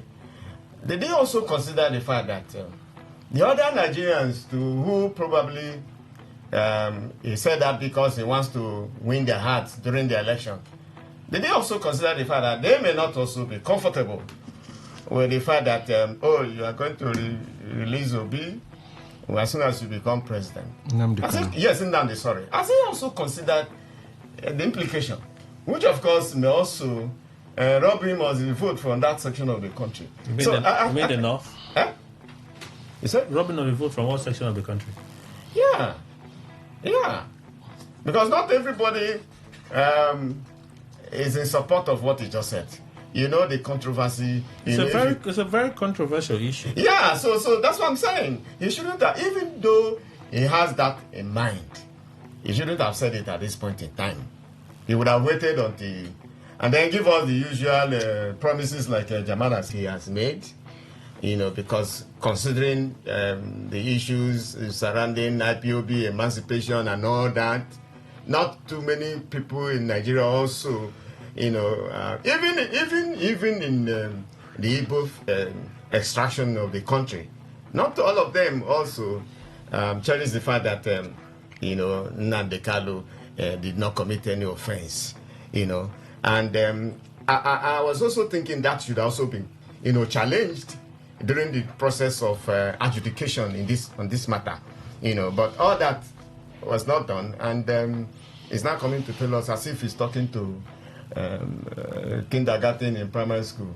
But how do you amplify your uprightness, other than in the face of clear opposition? Okay. The possibility that your real feelings about the situation could stir a lot of anger, and yet you decide that I believe that this is the right thing to do, regardless of what the lot may hold. So I believe it's the right thing. I stake my whatever ambition for it because I believe it's the right thing, because I'm not going to be a coward. I'm going to state a position and stand by that position. I believe Nnamdi Kanu has no case to answer. I believe that he should be set free. And if I become president, I'm going to set him free. How else do you show that you have integrity, other than sticking by what you believe? Maybe Obi believes that Nnamdi Kanu indeed has no case to answer, and he should be let go. Yeah. So why it would have been okay for him if he had also just discussed the issue and said, well, that's like what you just said now. I believe that the man did not commit offense, do the analysis the way he wants to do it, and come to his own conclusion according to what he believes in. That would have been okay. But for him to go to the next step to say, like, if I'm voted, if I become the president, I'm going to release OP. And you know that such issues. You don't think that his base would allow? You think his base would allow him to stop the conversation at that point, and they won't ask him? So, if you become president, what would you do? The simple question, you should have told the journalists, not all the questions you go direct and say, wait until I become the Oh, that's a word. Exactly. Because you know that at this point, his base would not be pleased with that response. It's quite polemical, eh? His base would not be pleased with that response. Well, he should also have instructed his base. I think they should have also come up with a clear political vision of what they want to do if they come to power. He shouldn't be acting different from what the base has. So he should have also intimated, this is my position on certain issues, and so you need to join me to do things, let's go together. That should be the stand by now. You know, issues that are so much heavy in terms of politics, political undertones, you need to be careful how you say it publicly. I mean, if he becomes the president and he does that just like other people did, nothing would have happened because he's holding strong to power. Okay? But I think that at this point in time, when the same OP is also relying on the lot, just like you said, for him to gain political power, he should have been more careful with this kind of utterance. Very, very careful. Mr. Momo. Yes, sir. We have the news shortly, but let me allow you to start. No, maybe after the news. Mr. Ndikwe. You see, Kelly, prerogative of mercy exists. And that could be a platform for me to make such comment. Yes. We remember Alan Messier was granted such. And the offense he committed may not have affected all the judges in Bayelsa. But you know it's quite different. Different. No, hold on. Prerogative of mercy was granted, was exercised as an instrument to him. Okay, so and that's why he got what he did. It's a good thing we're not racing off yet, okay? The case of this lady that killed her husband in Kano. Yes. Kano. Right? Yes. Litigation has not been exhausted. Okay. The process is still ongoing. When Tinubu granted her pardon. Exercise that prerogative of mercy. And they came out saying, no, you do not have the powers to do that. Yes. Prerogative of mercy does not extend to this. Eventually, the Supreme Court in their ruling also gave him a knock. Good. That no, you do not have the right, and they upheld our sentencing, right? The same thing would happen. The case of Nnamdi Kanu is still in the appeal process. Kelly, wait, let me finish. You see, Obi made the comment, that is, if he becomes president, understand it. Yes. He is not the president now.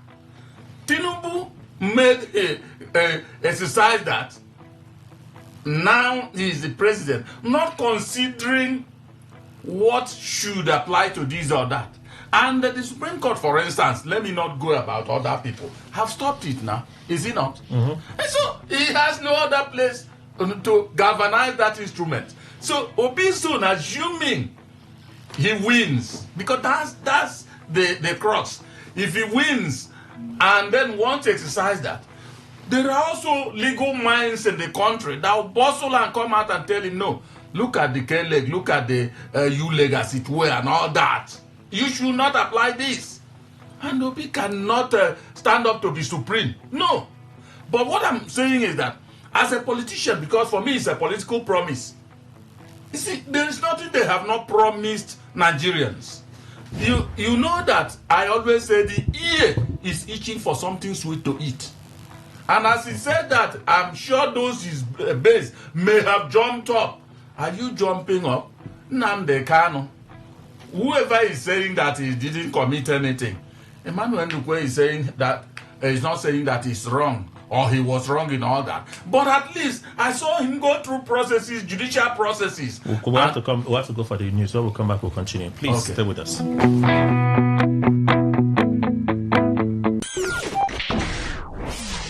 Today, 95.1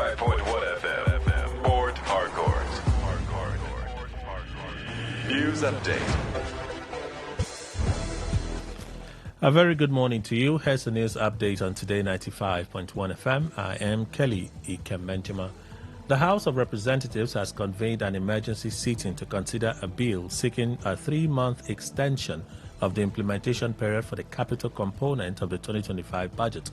In a notice signed by the acting clerk of the House, Ibrahim Sidi, lawmakers were informed that the session would hold today to deliberate on the Appropriation, Repeal and Enactment Act 2025, Amendment Number 2 Bill 2026, which proposes extending the capital budget implementation deadline from June 30 to September 30, 2026.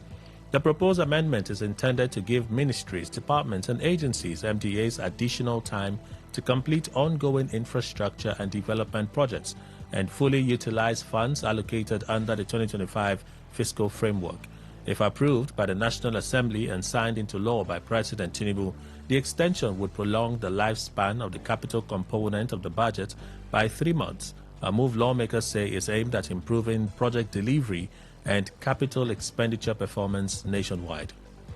The Independent National Electoral Commission (INEC) has expressed confidence in its preparedness for Saturday's Ekiti State governorship election following the successful conduct of a mock accreditation exercise across select local government areas. Speaking after monitoring the exercise in Ado-Ekiti, INEC Chairman Professor Joash Amopiton said the bimodal voter accreditation system (BVAS) performed efficiently with fingerprint and facial verification taken between 5 and 7 seconds per voter, demonstrating the reliability of the technology ahead of the poll.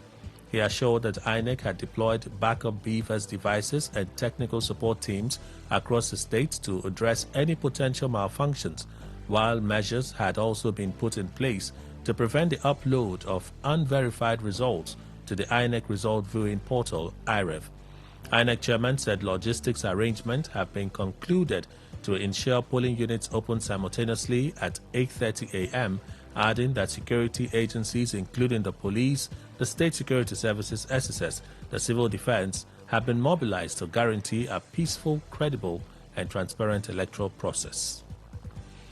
Defense Headquarters Joint Task Force Northwest under Operation Fasanyama has launched a major offensive codenamed Operation Clean Sweep 3, targeting terrorists and bandits in Matazu local government area and neighboring communities of Katsina State. The operation was initiated following the abduction and killing of a retired Major General Rabi Abubakar, who was kidnapped alongside his wife by suspected terrorists. According to the military, the operation aims to track down those responsible, dismantle criminal networks, and restore security across the affected areas. In a statement issued by the Media Information Officer, Operation Fasanyama, Lieutenant Colonel Aliyu Danja, troops have since conducted aggressive fighting patrols, intelligence-led raids, cordon and search operations, and clearance missions across identified criminal hideouts. The military reported significant successes around the Dikawa Hills, including the destruction of terrorist camps, logistics bases, and support structures in Ajua, Nasarawa, and Karaduwa communities. The theater command assured residents of its commitment to protect lives and property, urging the public to provide credible intelligence as troops sustain pressure on terrorists and bandits until the objectives of the operation are achieved. On the foreign scene, the United States will release $12 billion in frozen Iranian assets before the commencement of negotiations with Iran, following a 14-point memorandum of understanding between the two countries.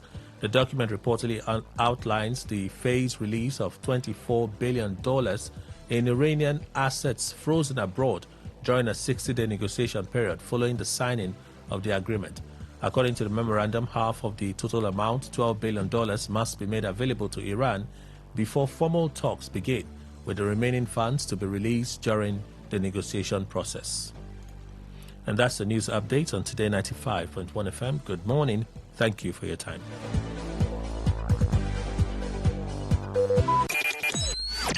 Talk radio. I listen to a lot of talk radio.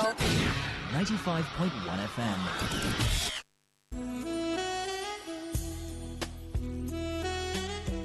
Ishinbam Galaxy, forward ever. Ishinbam Galaxy, forward ever. Forward ever, Ishinbam Galaxy.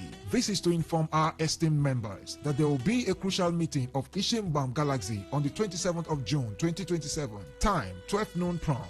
Venue, Blue Oasis, 2nd Eriko, Iwofe Road, opposite School Gate, Blue Oasis Hotel. This is signed by Chief Nkem Stephen Ihuane Eze Odinimba Akunumba 1 of Umudioga.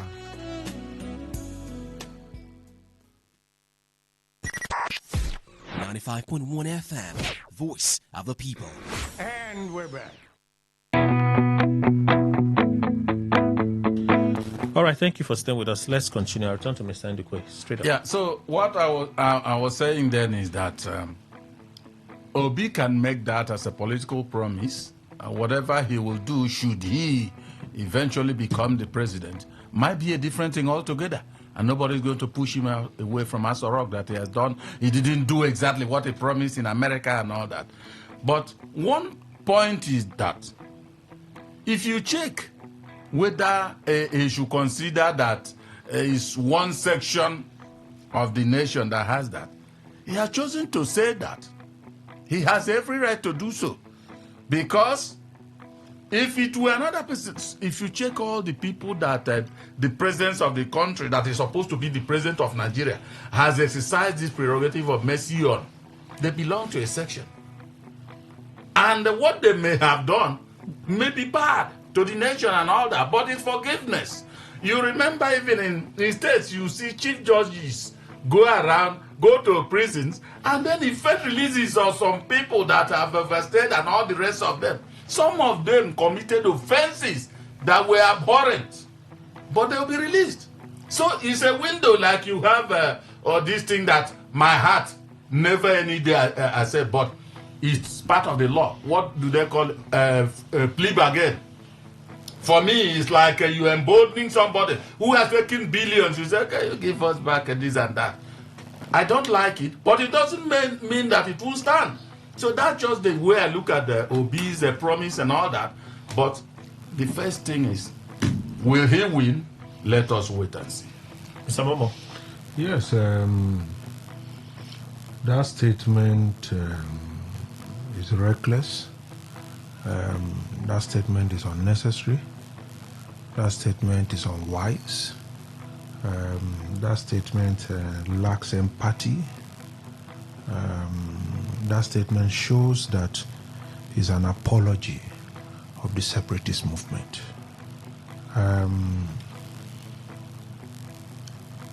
This thing went through a judicial process. He had representation. Even when he dilly-dally from one court to another, reject a court, reject a judge, and all of that. At the end of it all, Justice Omotosho, in delivering that ruling,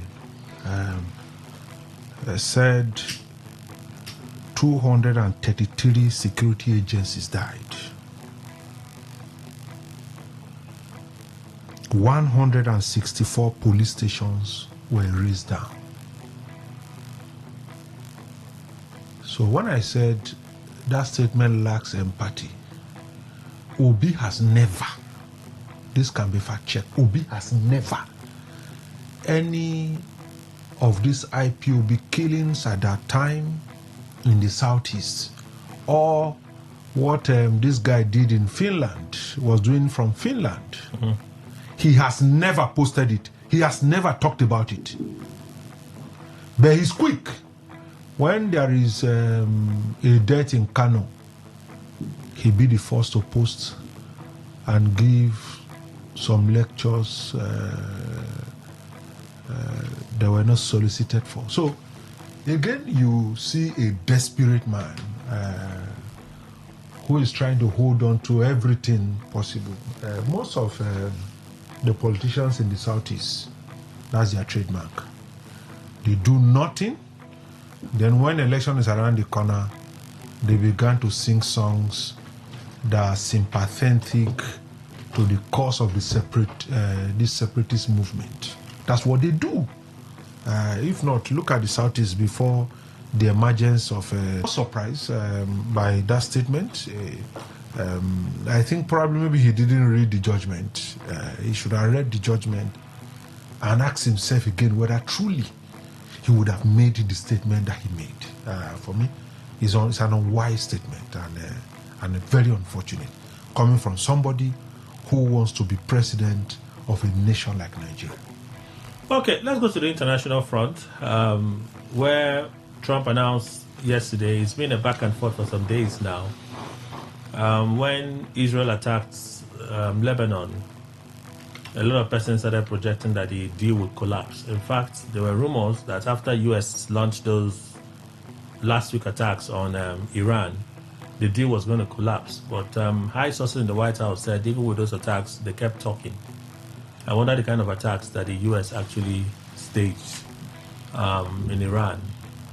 I won't get into the details of what was agreed, but there's a statement coming from the supreme leader in Iran, Ayatollah. In hideout. It's no longer in hideout. No, it's in hideout. That's what we're here now. The Islamic Republic, because Trump, even in an interview, said, had some kind of charitable words for him. He said if it's possible to meet him, he would like to meet him. He won't mind meeting him in the future. I'm like, anyway, that's Trump. What can we say?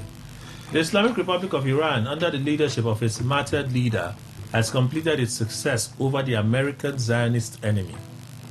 War and military operations on all fronts, including Lebanon, end immediately and permanently from tonight. Naval blockade lifted immediately. Official MOU signing is on Friday, June 19. That final deal will only happen after the U.S. fulfills its commitment. Tehran declares clear victory, right? There's a signed statement in Arabic, which I cannot read. But Trump released it. Initially, Trump had been saying that the signing was going to happen. That was yesterday. But maybe they didn't agree. The deal with the Islamic Republic of Iran is now complete. Congratulations to all. I hereby fully authorize the toll-free opening of the Strait of Hormuz and simultaneously herewith authorize the immediate removal of the United States naval blockade. Ships of the world, start your engines. Let the oil flow. American President Donald Trump. Donald J. Trump. Then he released this one. This great deal will bring peace and security to the whole region. Many presidents have tried to make peace with Iran, and all have failed before me. The leaders of the region have, for the first time, found a president who can help them achieve real peace. With the opening of the strait upon the signing of the deal on Friday, Donald J. Trump. I don't know who won this war, but I know that oil price has dropped below $80. It's trading around $76 to $78 this morning, which is good news. Good news. It's good news for me, the citizen. It is good news for me, the citizen. Why so? Price at the pumps will drop. Okay, let's go ahead. It is good news for me, the citizen, because price at the pump will drop. The government has not done anything to support us in these difficult times. We have been paying for it. So if it's dropping, price will drop at the pumps. So it's good news for me, the citizen. I went to buy gas yesterday. 12.5 is 22,500 naira. 1 kg is now 1,800. The lady in the studio earlier said 1 kg in Lagos is 2,400. The government is not saying a word. Fadding, nothing is being said. So, again, good news for the citizens. Crude oil price has dropped to between $76 to $78. I hope that soon Dangote would announce that they're dropping price even further. They should make that announcement ASAP. It's looking like this deal would hold. Initially projected for yesterday. Maybe they didn't agree on some of the fine details. Why am I taking this? The Iranian highest authority seem to have spoken in support of this, although they are saying that there are certain things that Trump is supposed to do. They say Trump is supposed to release some of their frozen assets. They're supposed to receive over $20-something billion in funding and so on and so forth. Trump, he said what he has said. Would this hold? Jamala? Kelly, sincerely, I have not been following this Israeli war. So I would not like to comment on that information. Professor Wone. Well, almost something Jamala said, but I think that in a war situation, at a point where they are trying to douse the tension, what is expected is that there should be a roundtable where they need to agree, like what you said. But I think that it also depends on how malleable the two countries are, those involved in the war. Because at the stage of war, when you want to broker peace, it's always a give and take. You know, it's always a give and take. It's not be a situation where one group or one party will take over the whole thing. It's always a give and take situation. So the countries involved should be able to understand this and see how they can broker peace, and also understand that during this period of war, it's not only affecting them, it's also affecting other people from other parts of the globe, just like you said. But Kelly, I'm also with the drop. We are still buying at 1,320. At least that's the list I bought this morning. Is it also? Is it not reflecting? We are still expecting the downward spray the Nigerian before we can come to 800. No, they have old stock now. Allow them say old stock. Old stock. But when there is an increase, they will not allow old stock, so they will just increase. So I'm thinking that they should, also adjust, because from the look of things and from the way you said the reduction, it's almost looking like there should be a reduction to 800 or 700. So that we can now have a sigh of relief. Well, I'm looking forward to the next few days, because this that they've announced like this is still a very volatile situation. You just heard today that Netanyahu has let me put it in the right context. Hezbollah drops one missile in Israel. Netanyahu said, one, fire them back. Will return with 20. So by the time Netanyahu returns with like 50, why have you done this again? Netanyahu, stop! We're trying to blah blah blah blah blah. And then, as they are doing that, Iran says, you have bombed Lebanon, we are going to retaliate. That triggers the matter again. Prices for now. Because once Iran hits Israel will respond with their own strikes. That will bring volatility into the market again. But in all this, are they not also considering the impact it has on their own citizens? People are dislodged. People are not living their normal life. They are fighting for their citizens. This whole fight is for their citizens. Oh, okay. Okay. But you see, one question I don't want to ask is, has the war brought gains? That's one question I don't want to ask, because for a lot of people, they don't like all the bombing and everything. Have you been able to rid Iran of their nuclear capabilities? Have you been able to? Anyway, Mr. Mono, do you think this will hold? For me, it's a mixed feelings. In this peace deal, the second peace deal, the one was in 2015 with Obama and the Iranian government. It involves the European Union. The European Union were involved as a party to that, to make it have a universal approach to it. But this particular one, only the Gulf states were involved, which is the Saudi Arabia, Kuwait, Qatar, and others are involved with this deal.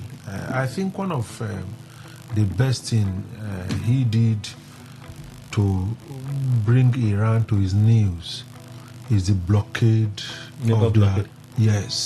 reduces their oil production to about 300,000, and Iran was looking for money everywhere. Again, the days ahead will tell regarding, sometimes when this crude oil goes up, sometimes it takes between 5 months before it's finally stabilized. Because of the announcement of yesterday, you will see some movement. But I think give and take, let's also be looking at from now to about 5 months to see stronger stability of the crude oil prices. But overall, I don't know the involvement of the Israeli government in this deal. I heard that Netanyahu is not happy with the fact that Lebanon is included in it. Because, the one that Trump announced initially, Lebanon was not included, and then they brought some hostilities again. What they did was to say Israel and Lebanon negotiate separately. No, they had on that deal where it was not included. It was No, not included. That Israel would limit their strikes on Lebanon. I think that limit or something. But that's why every time there is an attack, Israel hitting Lebanon, Iran flags it to say you are in violation of the agreement. But I think there still probably needs to be some other meetings, agreements. Of course. Because what Israel had done over the years is to say a missile was shot, whether from Lebanon or anywhere, was shot into Israel. They first analyze where was that missile produced from. If it was produced from Iran, Israel will hit Iran. So, in this agreement, are we saying, or probably maybe the journalists will find out and still help get a copy, whether from the U.S. government I've been or seeing from the copies. Iran. I see copies fly, but I can't verify. That's why I've not read To it. just bring an authentic copy to say this were the agreement. You see, again, I think it will come up in the election, in the midterm election. It will be a key factor. You know why? The price of gas. Not even the price. Trump had criticized the Obama's government. Obama's government paid Iran. That's what you say. Yes. Oh no, Obama's government paid Iran. That's what you say. That's not what Obama says. It confirmed. Even the president confirmed. The president is an authority. Which president? Trump is an authority now. Would he speak about the U.S. and I'll say no? It's not like that. So Trump is saying one thing. The Obama says no payment was done. But you have heard Trump said payment was made. You see, this is the point where we have that conversation. Obama says no payment was done. Anthony Blinken said no payment was done. But They had a deal for them, by their own judgment. They had a deal that was much better than whatever Trump was cooking in the White House. They're even saying today, analysts are even saying today, that the so-called deal that Trump is touting is not much different from what Obama even did. But the Obama was not just Obama alone. Like I said, the European unions were involved. A lot of parties were involved. Who was spearheading it? Yes, Obama. No, of course, I agree. But that's why I said until we now wait and see what we are getting, is that the frozen assets have been ordered to be released. The $12 billion or something. They will still get cash rebate, though. Yes, they would get. Because they have lost a lot in this time. That's what they're saying. They have lost a lot, including infrastructures to build the infrastructure in Iran. I'm not saying whether it is correct. I'm only stating these are the things that so at the end of the day, let's wait. For me, is the stability of the crude oil prices. Once that stabilizes, I think the world is good to go. Mr. Dukwe. Is it Kelly?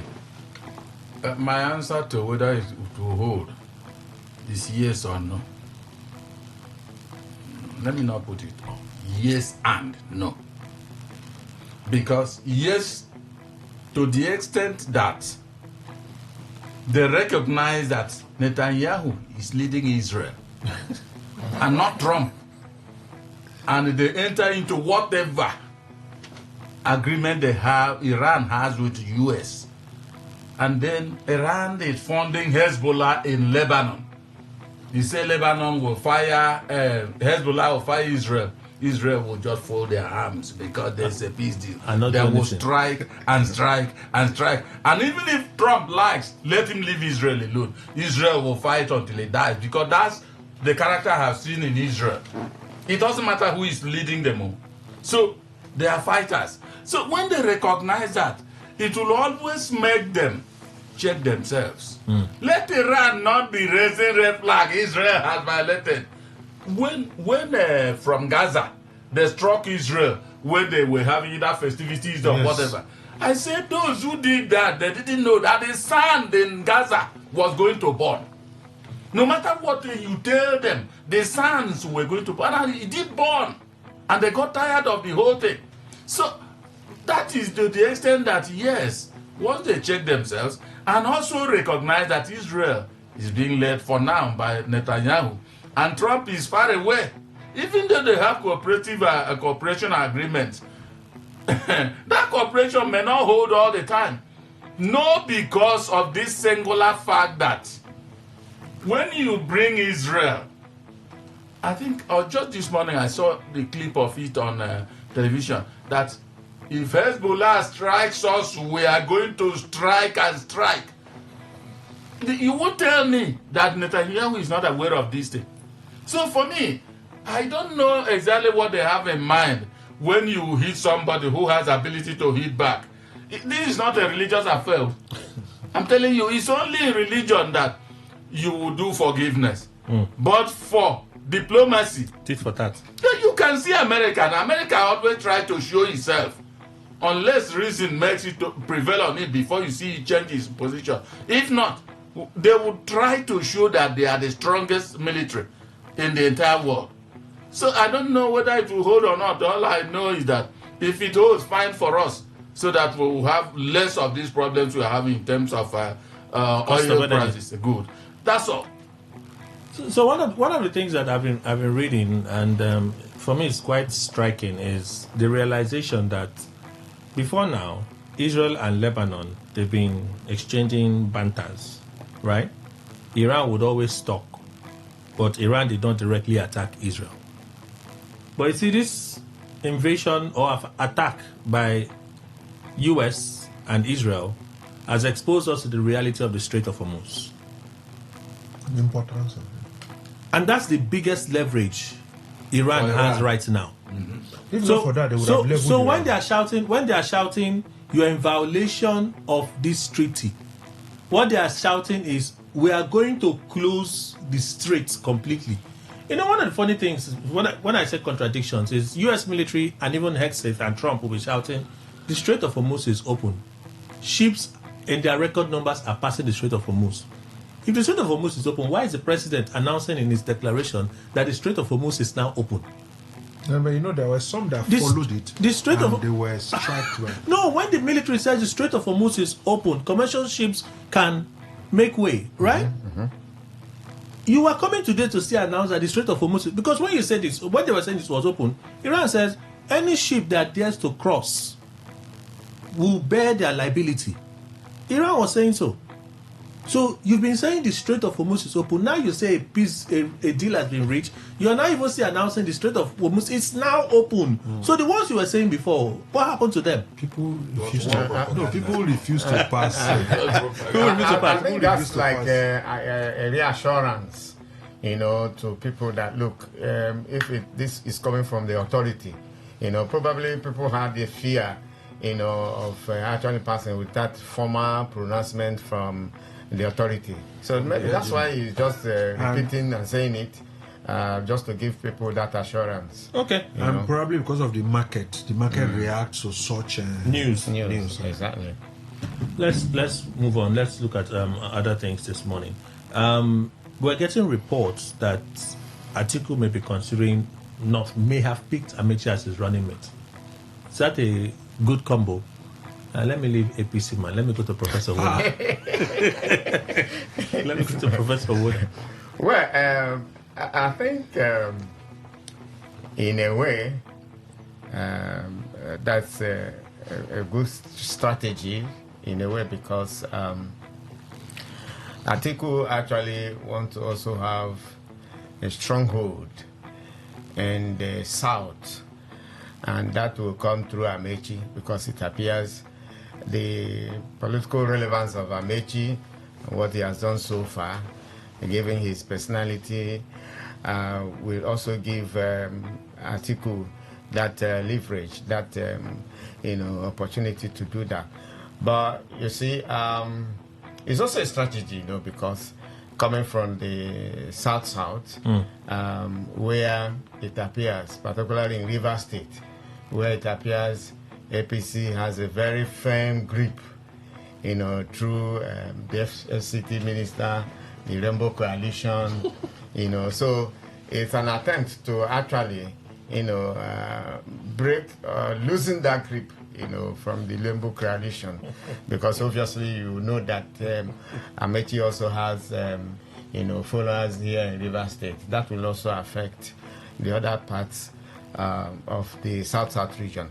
But is it not all strategies can produce the desired result? I say that because given the antecedents and what has played out in the past, and I've also said that when you want to come up politics, it's not something that to be doing international, I'm not interested. so that people will not take it by surprise. But it's okay. Kelly, I'm not interested. It's okay. Seriously not interested. Chebi has told you to go. It's okay. Seriously not interested. Chebi has told you to go to. Where did he ask him to go for holiday? Oh, don't mind him. I should go to Anthony. That I'll see elephant in Anthony.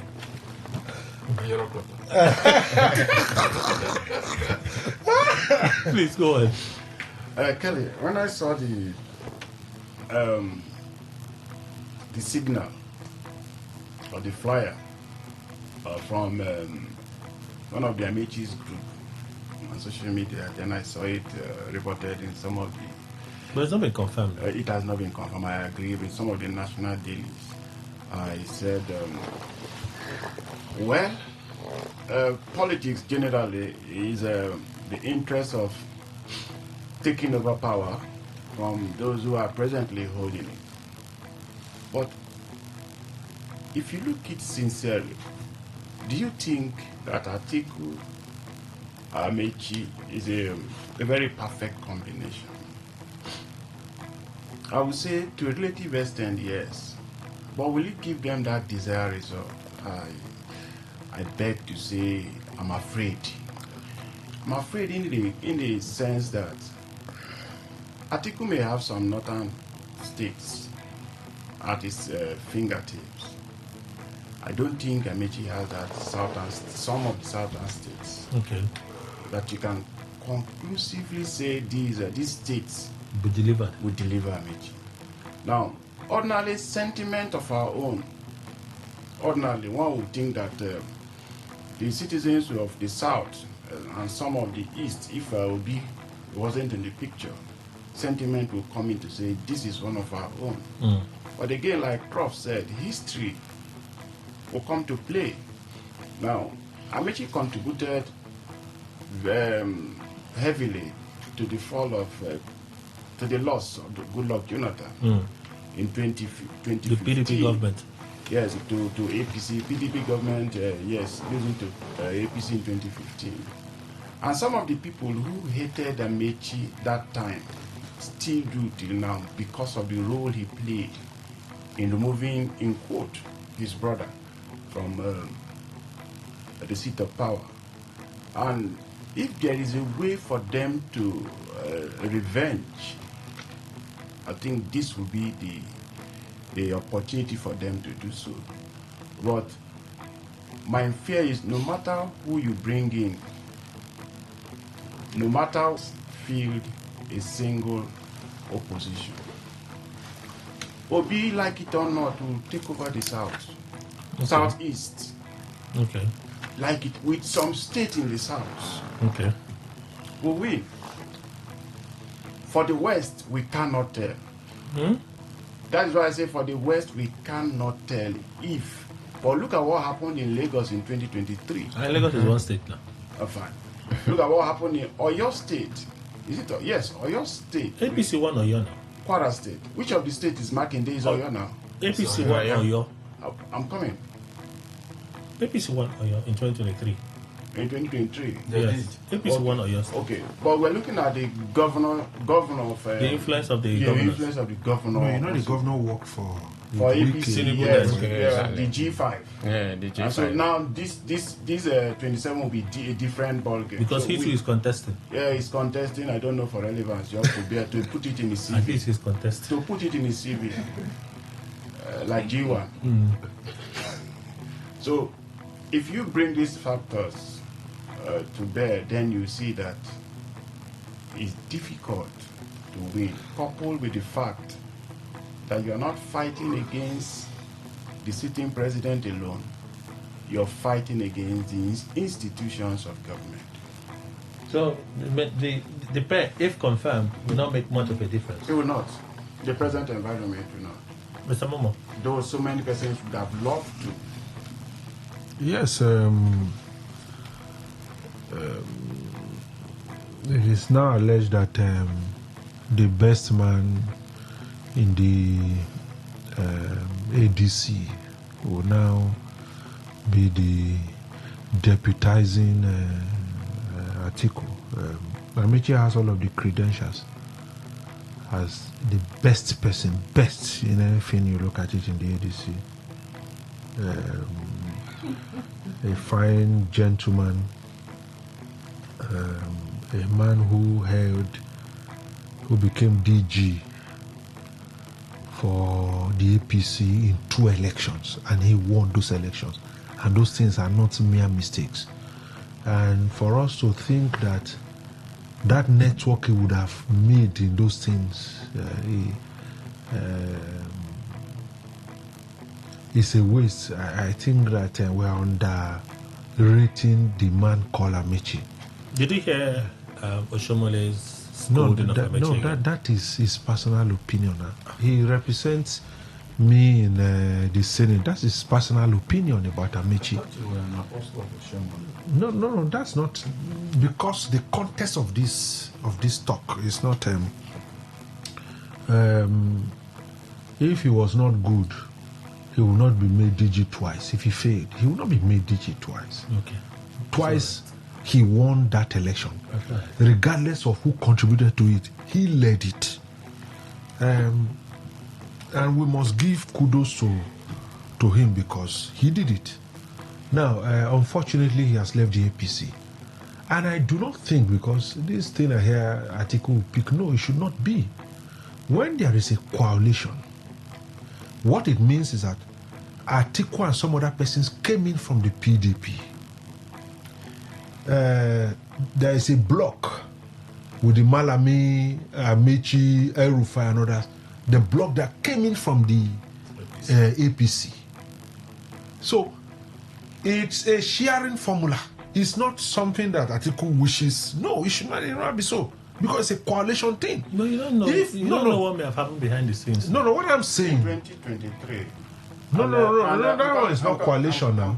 No, it's not coalition. What I want to bring out of it. Atiku wasn't in that party at that before that election. He came with some other persons too. So no, he came even before. Yes, I know he came before the election, but before the election, he was outside. So if you had to be give and take, the wicked faction holding sway at that particular time of the PDP would have imposed somebody on the person. But I think the president... You know that was because it's PDP. No, what I'm saying now is that this is coalition. It should not be left to Atiku's discretion.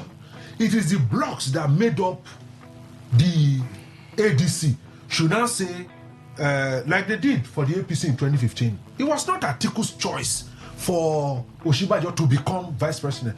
It was the block of the AACN that produces the vice president. So also the block that came in from the APC. But you may not know what the agreements of the ADC is now.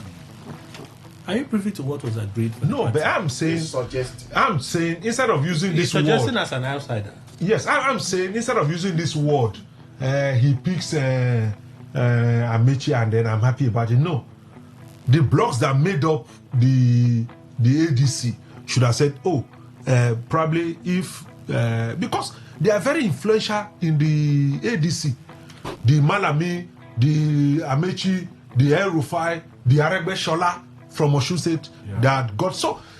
It should be that this block is producing this person as vice president, and then you know how APC did and share and say, okay, this particular what they call the new PDP that Amici represented at that time produces Bukola Saraki as the Senate president.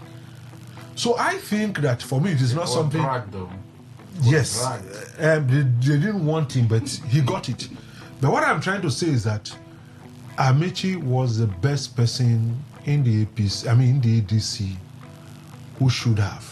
But again, you know, like what Jamala said, for me, there's this thing in quote that the country doesn't belong to the North. The South also deserve an 8-year rule from what Buhari did and now an Atiku would come. So again, look at the whole stuff and all of that. In the South, during the primaries, Atiku defeated Amechi in Bayelsa State. No. Amechi won Bayelsa. No, check it. Amechi won Bayelsa. Please check now. Bring it out. Okay. Atiku won. Atiku won Bayelsa. In the primaries, Atiku won Bayelsa. So I think again that you see, in all, it's not a ticket for me because Atiku had won. It's not a ticket that will fly. Bring the best person to deputize him. It's not a ticket that will fly because it's not yet the turn of the North. Mr. Nduke, while I confirm. Yeah, Kelly, for me, I think Amechi should have been best as the presidential candidate of ADC after others deserted that party. He and Atiku, yes, Atiku must win. If they go again in primaries, Atiku will win him again. I'm telling you, it's not that Atiku is impregnable, but the fact remains that, when we were growing up and watching political events, members of political parties in parties were contributing. Amechi won in Bayelsa. That's what I'm saying. No, I was just waiting. Amechi won in Bayelsa. Then if they had doctored it, because that's what I would have called it. Amechi won in Bayelsa. He won Rivers and Bayelsa. I would have told the world that, you see, the thing has started though, because from that particular day now, we read it. I haven't said it here. Amechi won Bayelsa. No, because I saw one of the South states that... So what I'm saying is that at that time, members of political parties were contributing to see that the party was going on. But right now, the money bag, the person that brings the biggest money, you may see political parties having their meeting. One particular individual will bring a bullion van and keep. And whatever he says inside, do you think anybody will? If you argue like Babachi Elawal against Atiku, when you argue and get tired, you go home and stay in your home.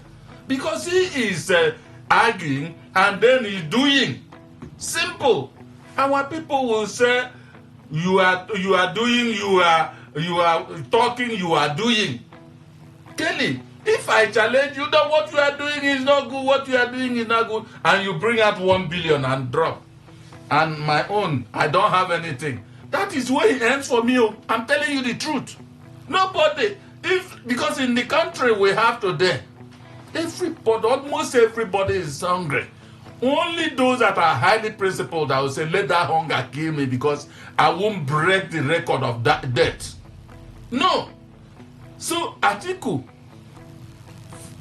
he may win primaries, but I doubt if he will win presidential election. The reason is simple. When people check, this is an old man, even though, like I said, he is strong naturally. That's his natural endowment. People will still be saying that if it were Amechi, they may have said, okay, let's go on and then vote Amechi. But all the same, Amechi deputizing him, that is if it's confirmed though. With the system in Nigeria, I don't know how they will do it, that they will upstage Tinubu. If that system persists, and Tinubu will do what others before him are known to have done, except Jonathan, Tinubu will remain there very easily. Every other thing anybody is coming out with, all his watches and all that, Tinubu is sitting on the biggest watches. Okay. So, in that wise, not that this pair wouldn't do anything. They would make every effort. But the effort will be deemed by the authorities in APC. But if it change, because remember, change is the only constant thing. Okay. Then, nobody will say that they won't do anything, because in the North, the greater number of votes may come from for Atiku, I'm telling you, than Tinubu. Then in the South,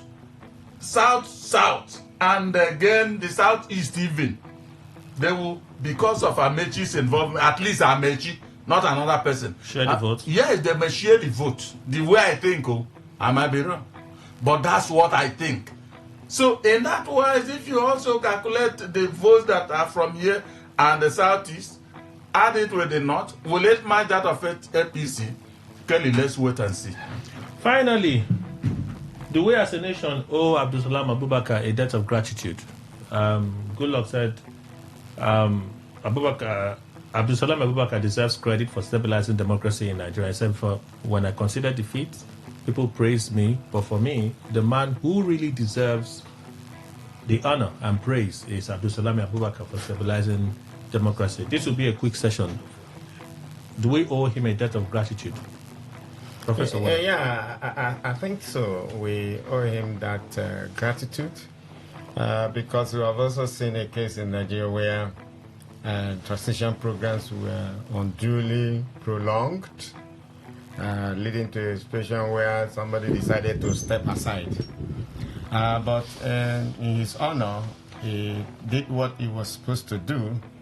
And then I think that also ended the plethora of military coups in Nigeria. So for that singular honor, for that singular act, I think he has, he is amenable to our credit and our praise and honor.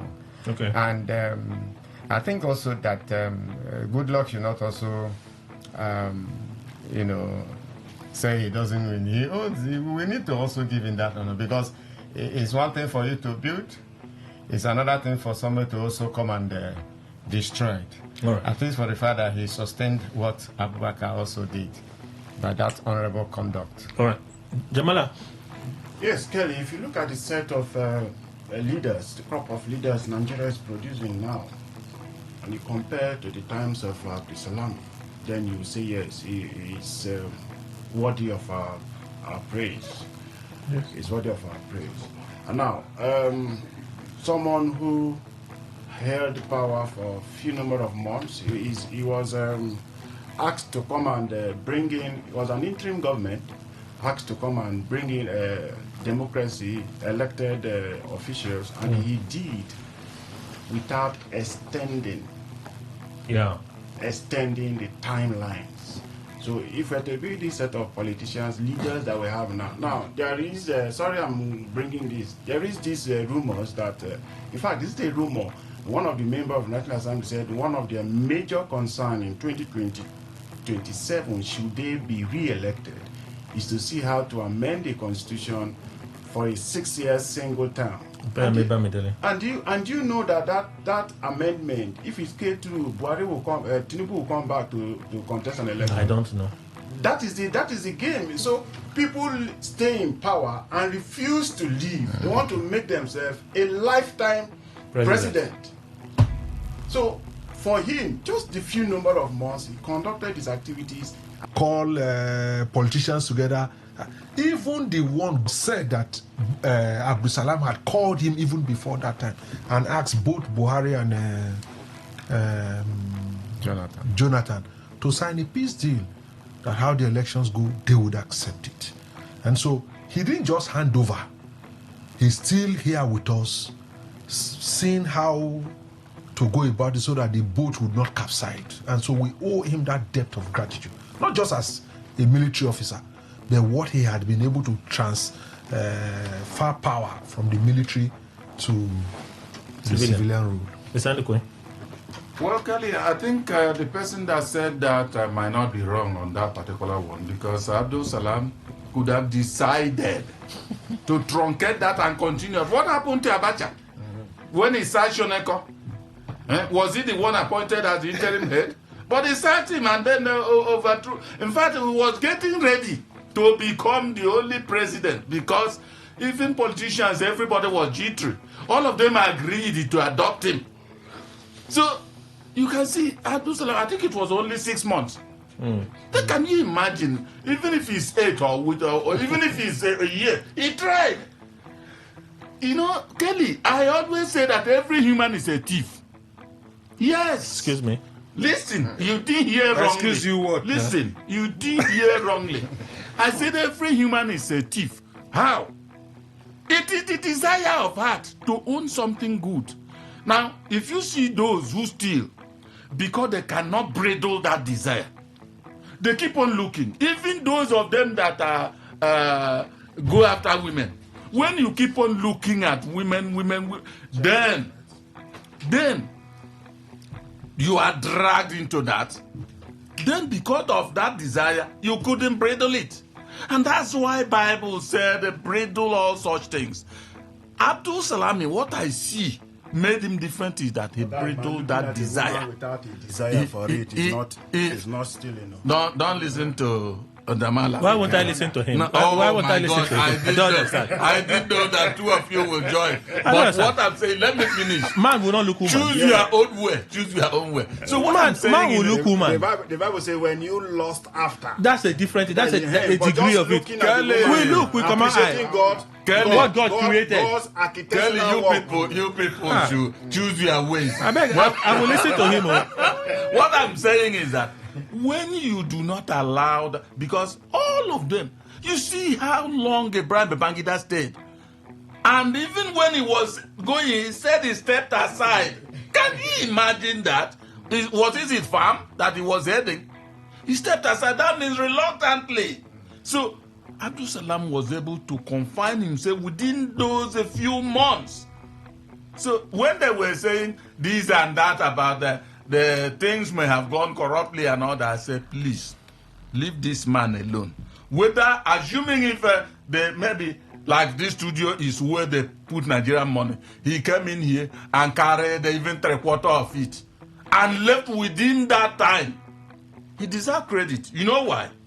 Because Nigeria, if they are managed well, will make back those money.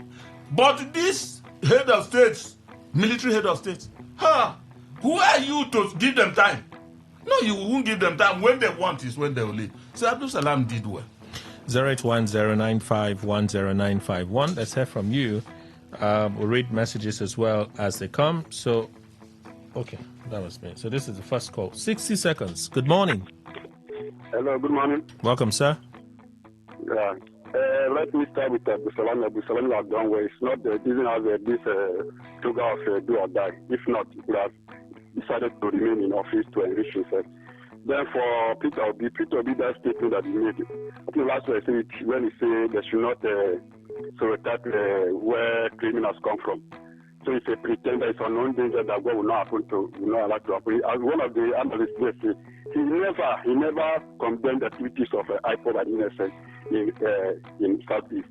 Over even the killing, the statement that they say Nandikari did commit any offense. When you Nandikari make a certain statement, attack the security agencies, attack them, kill them, mop all their weapons, and the killing of the assassination of Ahmed Gulak in Imo State, the killing of the wife of former Director General, now that Professor Dora Kunyere is her husband. So all these people, they have been killed in the Southeast. They sit at home order. All right. Thank you. Good morning. Today 95.1. Thank you so much, Kelly. And my humble and learned panelists, including Mr. Good morning, all of you. Actually, on the line from Ellington. Let me refer to the issue that Mr. Peter Obi at the US said that if he wants president, he will release Nnamdi. Yes, he's 110% correct. In fact, Nnamdi Kanu is from the southeastern part. He has every right to release him. So as well, any other, if this man Sunday go, I hope we have kept back. They didn't go west and arrest him. So that is the issue. Thank you so much, and I cut off from your edge. Good morning. Today 95.1. Good morning, Kelly. Welcome, Frank. Please go on. I greet all against the studio. Atiku pick Rotimi Amechi as his running mate. Well, finally, Amechi have agreed to become his running mate. No problem. But what I want to tell Atiku this one, I have been saying it before, I will say it again. That this is the turn of South. Atiku, if he likes from my own community, I will make sure that he will not win in my own community. Frank, can I ask you a question? Ask me. In River State, are we still doing turn by turn? We are doing turn by turn. So who should have the turn now in River State? I have one of my brother as a gubernatorial candidate of AA. No, in your party, in APC. In APC. Brought Chinda. Okay. So, Whose turn is it now? I did not. Why are you attacking Atiku when you're not a member of the ADC? Meanwhile, in your state here, your party is fielding an uplander. Fielding uplander does not mean that not uplander issue. We have other tribes in upland. You don't have a reverend candidate that is fit for the APC as a candidate. The reverend candidate left that for the upland. So it's not my fault. Okay. So I think we should know that this is the turn of staff. That is my contribution this morning. Thank you and God bless you. Thank you, Frank. Good morning. Today 95.1. Welcome. Hi, Kelly. Good morning. Muriel, please go on. Everyone in the studio. So, Kelly, I'm expecting Amesi to reject this position. This one they are training. Because if he accepts it, I would think I would rate him the same way I rated the yesterday minister. People that say something and vomit and go back to your vomit and start licking it up. So he has always been insisting that it's the son of the South. So if he decides to support behind a northern candidate, then I'll just say, they are the same thing. Maybe it's a brother thing. Thank you, Kelly. All right. Good morning, Today 95.1. Welcome. Kelly, good morning, sir. Morning. My name is Nebutret from Goodman. Thank God that I'm sure she will agree to come inside to she go, we're waiting for you. You will fail him, right? 2023, when Timbu winning, when you team to work with you, not great. If not, you was the one that control APC now. But if APC to another person to control it, now you're going to APC. We will fail him. You're ready for you. Wow, this is all the fair people. Good morning, Today 95.1. Good morning. Morning, sir. Yeah. I will be under Namdekano. What's your name, please? Good. So you people have law now for on Namdekano. You don't have law on Boko Haram, herdsmen, killing generals. What is your point, please? My point is this. The way you people condemn Igbos, the way people condemn what now? Let me end the call. I don't have time for that. Let's move on to those that are ready to contribute. Good morning, Today 95.1. Morning, Kelly. Welcome, sir. Kelly, it's Martin, so your brother Martin. Okay. I want to talk about saying that someone in their guest, one of your guests was saying that Menshi was not was chosen as a constitutional candidate. What are you reacting to? Just react, not what the guest said. Menshi and Atiku. Menshi proposed Menshi becoming a vice president VP to Atiku. Your guest was saying that it was under consensus. I want to correct that impression. Today 95.1. Good morning. Good morning. Yeah, morning, Kelly. Special Douglas, please go on. Firstly, Kelly, let me want to ask why Jonathan did not use this opportunity of coming to the public to clear the air about the speculations of him being a PDP presidential candidate. That thing is important. Then secondly, I want to commend the Operation Clean Sweep that is ongoing in Katsina State. The military should keep it up. That is what patriotic citizens should do. We should encourage our military not to be condemning, because if there were anything laid on ground, like the U.S. would give reference to, previous governments laid foundation which the military of today are banking upon, this thing that is happening will not be happening. The country has been porous since, so Tinubu is trying to fix it. Then secondly, Obi saying that he will release Nnamdi Kanu, I would think that he is inspired by that pardon that was granted Ojukwu, having killed or caused the death of millions. He was granted pardon by Shagari, and I suppose that was why Shagari was good.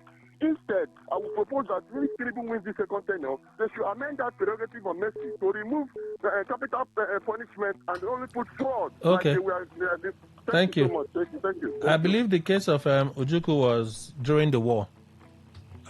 Right? Yes. It was during the war. Yeah. So there are... No, when it was granted, that was after the war now. After the war, of course. So whatever killings were during the war. He doesn't understand what he said. How can you be talking about the war issues? Wow. Good morning, Today 95.1. Hello, good morning. This is John. I'm calling from Alo. Okay. Good morning. I want to talk about insecurity in Nigeria. I know the president cannot. Why the president cannot give marching order for the military to deal with these people? Because the president himself is a Muslim. The vice president is a Muslim. A Muslim cannot kill Muslim. That is their law. That is what this. Let's say today on already when I wear one kind clothes come. Well, Adeya. Good morning. Today 95.1. Welcome. Hello. Okay, the phone is not even hanging, so the phone is stressed. Save your 100 naira credit, oh. Save your 100 naira credit. They've increased the price of calls. Save it. Good morning. Today 95.1. Good morning, Kelly. Welcome, sir. The coalition issue is what I want to talk. I don't know what that was not to call. No, you are not supposed to be correcting what the guest has said. If you have an opinion, just state yours. Okay, let me say it. Yes, ADC, the coalition you are talking about in ADC. If Amechi accepted the coalition at the earlier time, there wouldn't be primaries. That's what I want to say. So Amechi saying the man saying that it was Amechi, it was maybe a merit. It's not okay. merit. The man said. Good morning. Today 95.1. Welcome. Kelly, I knew it was during the war. Please don't let your guests talk down on me. Today 95.1. Good morning. Wellington, welcome. Please go on. Serious matter. Kelly, let us look at that officer clean sheet in Katsina State. Kelly, I don't like giving military names. I said take the fight to them in the bush. Organize some military men who are from Katsina State. Take this fight to them. You know your boundaries, you know your borders, you know your bush. Engage them seriously. I want to bet you they can't stay. That is just the truth. Stop calling names. I don't want Operation Clean Sheet, Operation Pull a Sheet. Take the fight to them. You have more arms, you have more men, more numbers. Thank you and God bless you. All right, Wellington. Good morning. Today 95.1. Welcome. Good morning.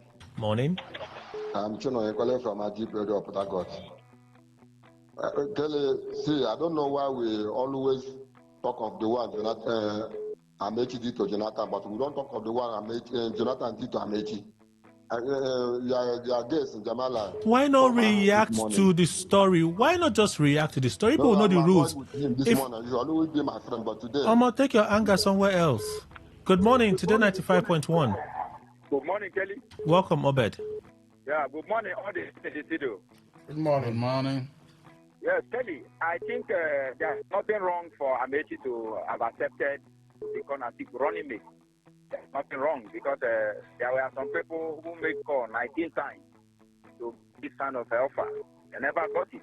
So if Atiku decided to choose Amechi, it's their political party. And nobody should come out and tell us South to do this, South to do that. People vie for this. People fought for this. They use money to get it, to become vice. To vie somebody from the north. So please, don't with any sentiment of South or whatever. This is all about what affects the country. The country is too damaged for any person to talk about South right now. Thank you. All right, Obed, thank you so much. Good morning, today 95.1. Hello. Good morning. Good morning. Yeah, my name is Lucky. I'm calling from Port Harcourt. Can you hear me? We're listening. Yeah, I'm still talking about this. Even as someone, Emmanuel is there. Emmanuel, they hate you as long as I am from Igbo. Good morning, today 95.1. Welcome. Hi, Kelly. Good morning. Welcome, sir. Yeah, Mufasa on the line. Please go on. Yeah, morning to your distinguished guest. Good morning. Kelly, the Atiku, choosing Amechi to deputize him. I don't know if Amechi has accepted that position. I don't know, but if he has, I think it's not it's not a wrong move. Okay, Amechi has what it takes. Only that the ADC, they also need to do their own house cleaning. They need to see how they can put their house in order. I know that it's not going to be an easy ride for Atiku and his party, but Amechi being his deputy, for me, it's a good one, just for them to see how they can come up with a formidable force to give the ADC and the APC, a run for their money. All right. Thank you, Mufasa. Final call, today 95.1. Good morning. Good morning, Kelly. Welcome. I'm Chimeze by name. Obi saying that if we are off in this 2027 election, that he will release Mazen Kano. It's not a bad talk. What he said is what has been happening all this while. The day before yesterday, we had that Katsina State reintegrate someone that something represented Boko Haram members. So if they are talking about terrorist charges, the same terrorist charge they give to these people that they gave Mazen Kano, which they know that he did not do all those things they are saying. So saying it will not deprive him of winning election 2027 because we are solidly behind him, supporting him and cheering him up. Thank you and God bless him. Now, the person that expressed his opinion like this, did anything happen? He that called now and said his own opinion, did anything happen? Oh, I'm angry with him, so I want to come and scold him. Oh, why would that guest talk like that? I want to come and scold the guest. Kilo day. And you people will know that I will not allow you. You still...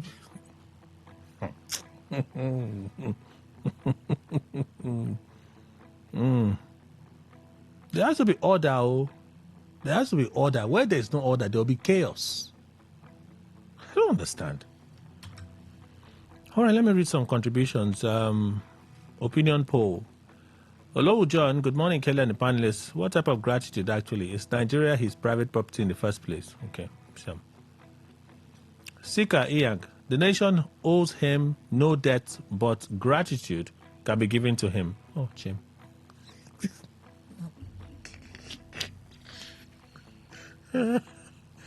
Oh.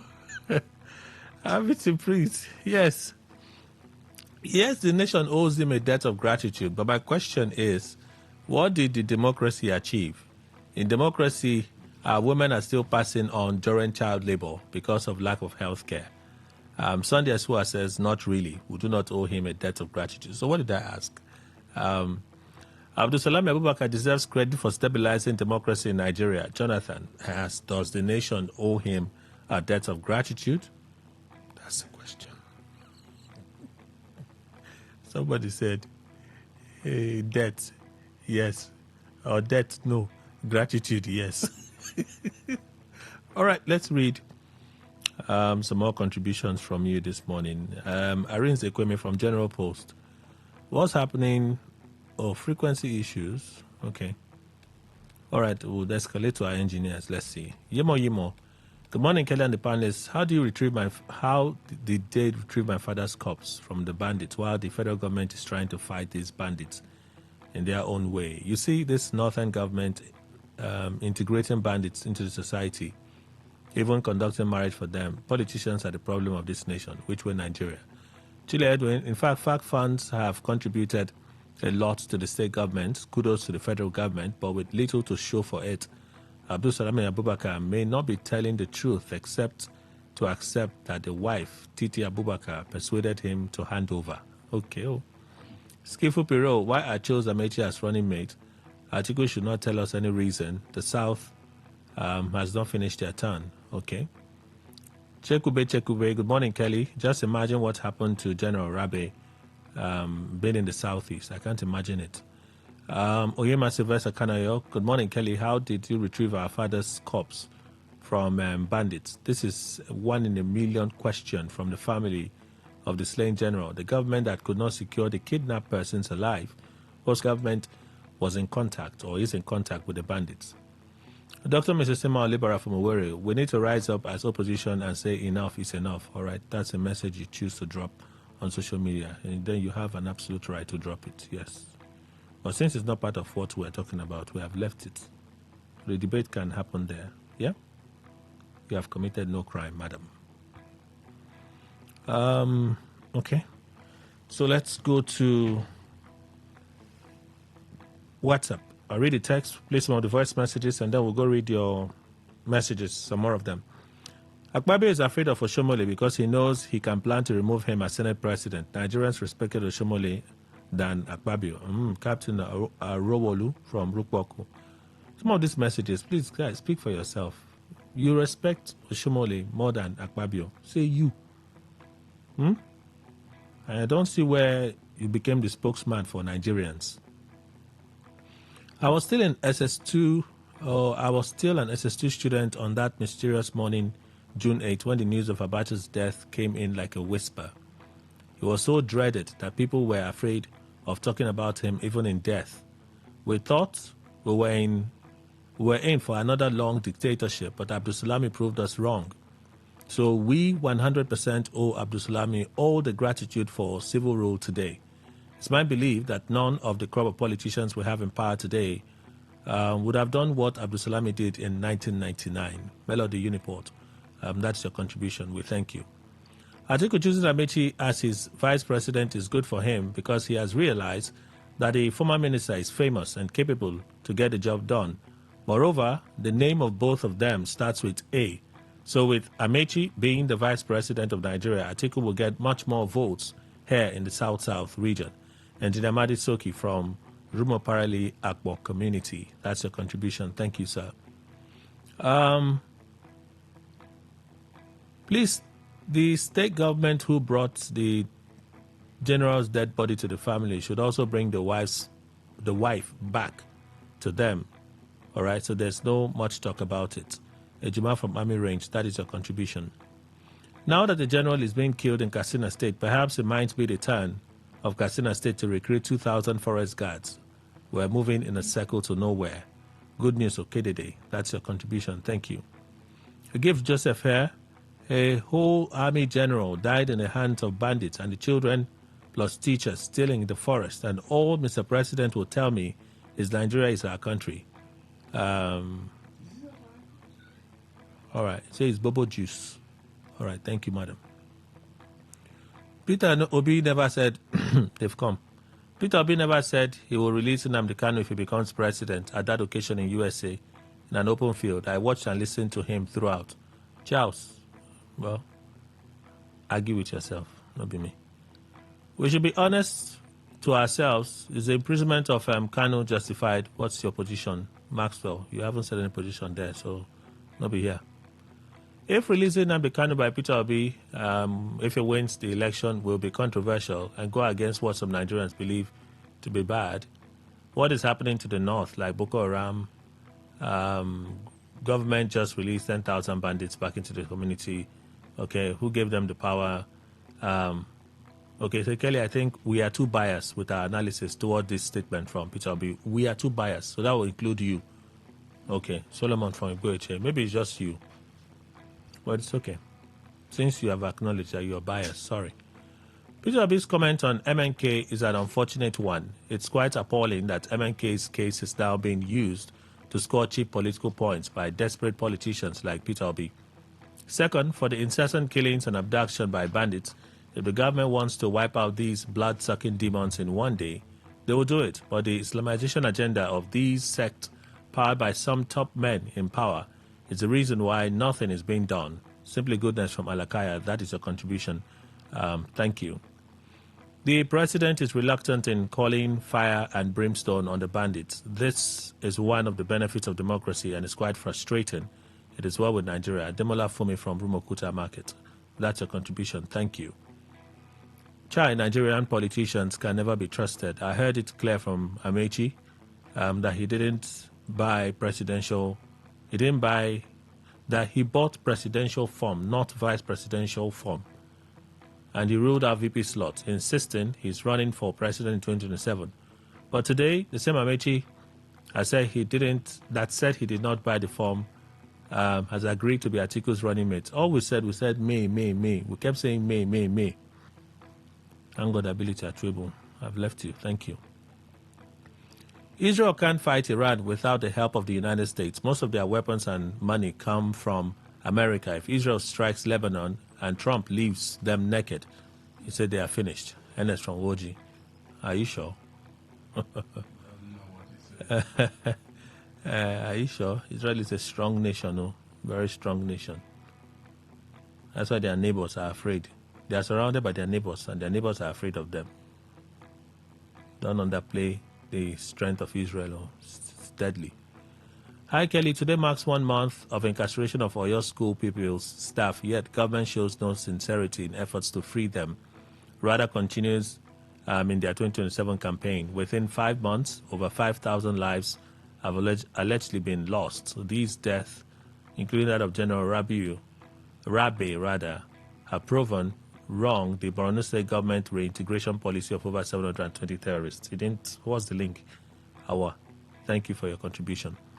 A very good morning to you, Kelly, and my respected guest, Professor Haonaya, who countered the President's speech on Democracy Day. Is very, very correct. It's also correct to say that the enemies of this country are politicians, and there is no doubt about it. Austin George from Rumomoy, your contribution. Thank you. Yes, Abdusalami Abubakar deserves commendation because he had chosen to behave. If he had chosen to behave like Abacha, what would have happened? Mr. Dennis, your contribution. Thank you. Goodluck Jonathan is right. Abdusalami should be celebrated. Remember, somebody Adelia had similar opportunity in February 14, 1976, and decided to stay in power until 1979. Same was given power for 8 years against again, and still wanted 4 years extra. Kudos to General AA. Thanks, Elkanah from Port Harcourt. Your contribution. Thank you. Okay, Charles. Oh, he sent it 2 ways, eh? All right. Like I told you, argue with yourself, not me. This one, Max from Joba. Don't know what you're reacting to, so I've moved on. Okay. Kelly, for your commission. Okay, question, I suppose. You say, is good insecurity is affecting away from general to lance corporal? Okay. JEI, you lost me there, okay?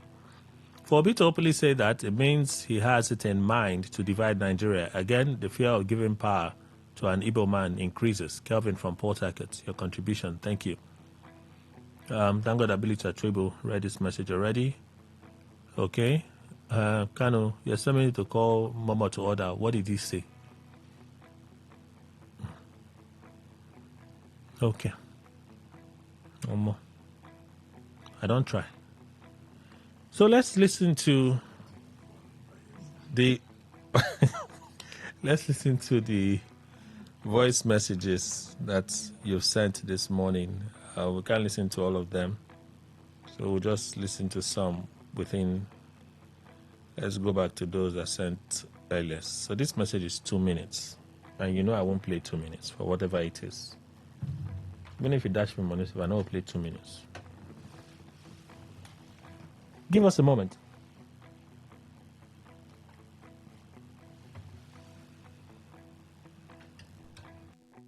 Nine 95.1 FM. Good morning.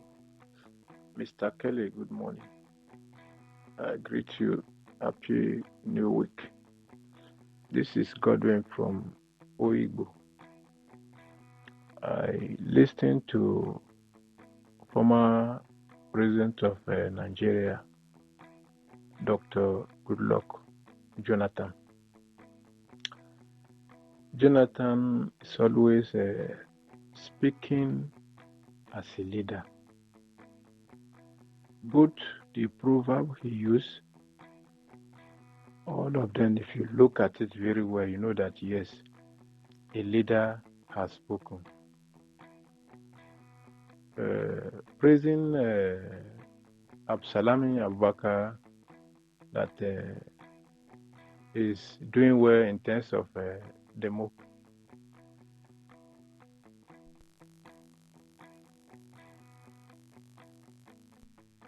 Good morning, Sakali. I know how respective guest. I want to commend Presidential Spokesperson by Anonga, ownership. Mr. President, please do more because Nigeria are suffering. And since they said that governors should not be borrowing money again, and also begging on the World Bank to stop giving money to our federal government. Also for the statement of Senator Adam Oshomore, I'm begging on our South leaders. Let them learn from our northern leaders the way they do their things. They settle their. That's my take. Gostan from Port Harcourt.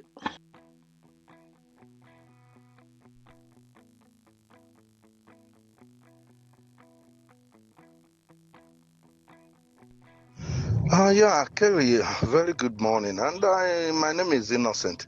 I want to say that the issue of Obi saying he will reason and Kanu, Obi does not. What I find out about that man is in his sincerity. He doesn't do all this hypocrisy. Let me not say it now. Probably when I become a president, that man will tell you what he will do by his integrity, and he will tell you what he will do, and he will stand by it. So it's not a matter of whether some ethnic this thing will be happy with it. The issue is, well, even the judge that gave the judgment, was he not? Does he not know that some ethnics this thing will not like the judgment? So it's not about the man works in integrity. So he will tell you what he will do, and that's it. Thank you.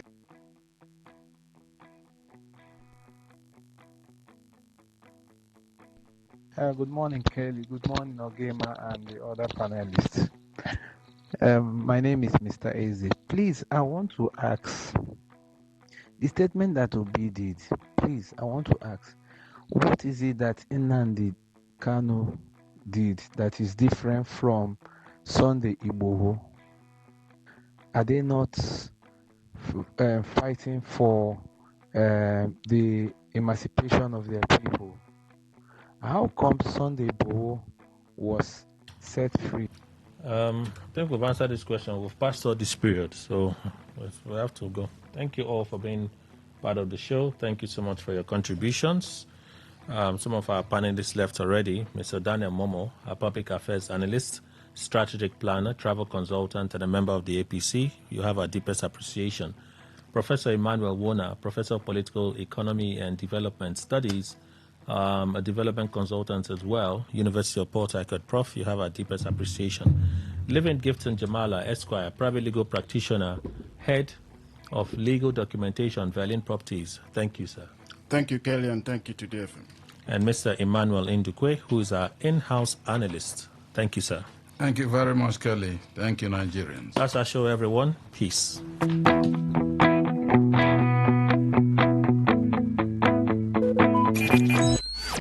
Talk radio. I listen to a lot of talk radio. 95.1 FM.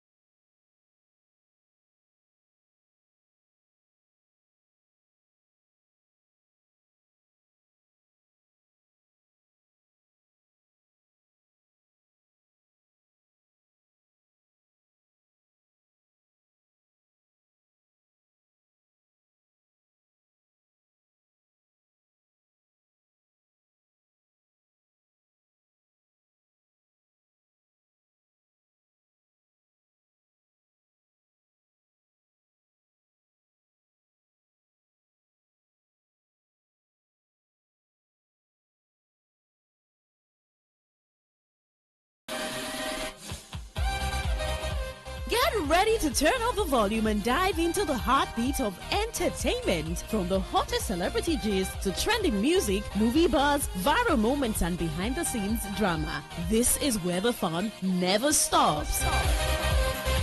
Tuning to Entertainment Today, only on Today95.1 FM, Voice of the People, your station for pure entertainment. Weekdays, 11:30 a.m. Entertainment Today, where your favorite stars and stories come alive.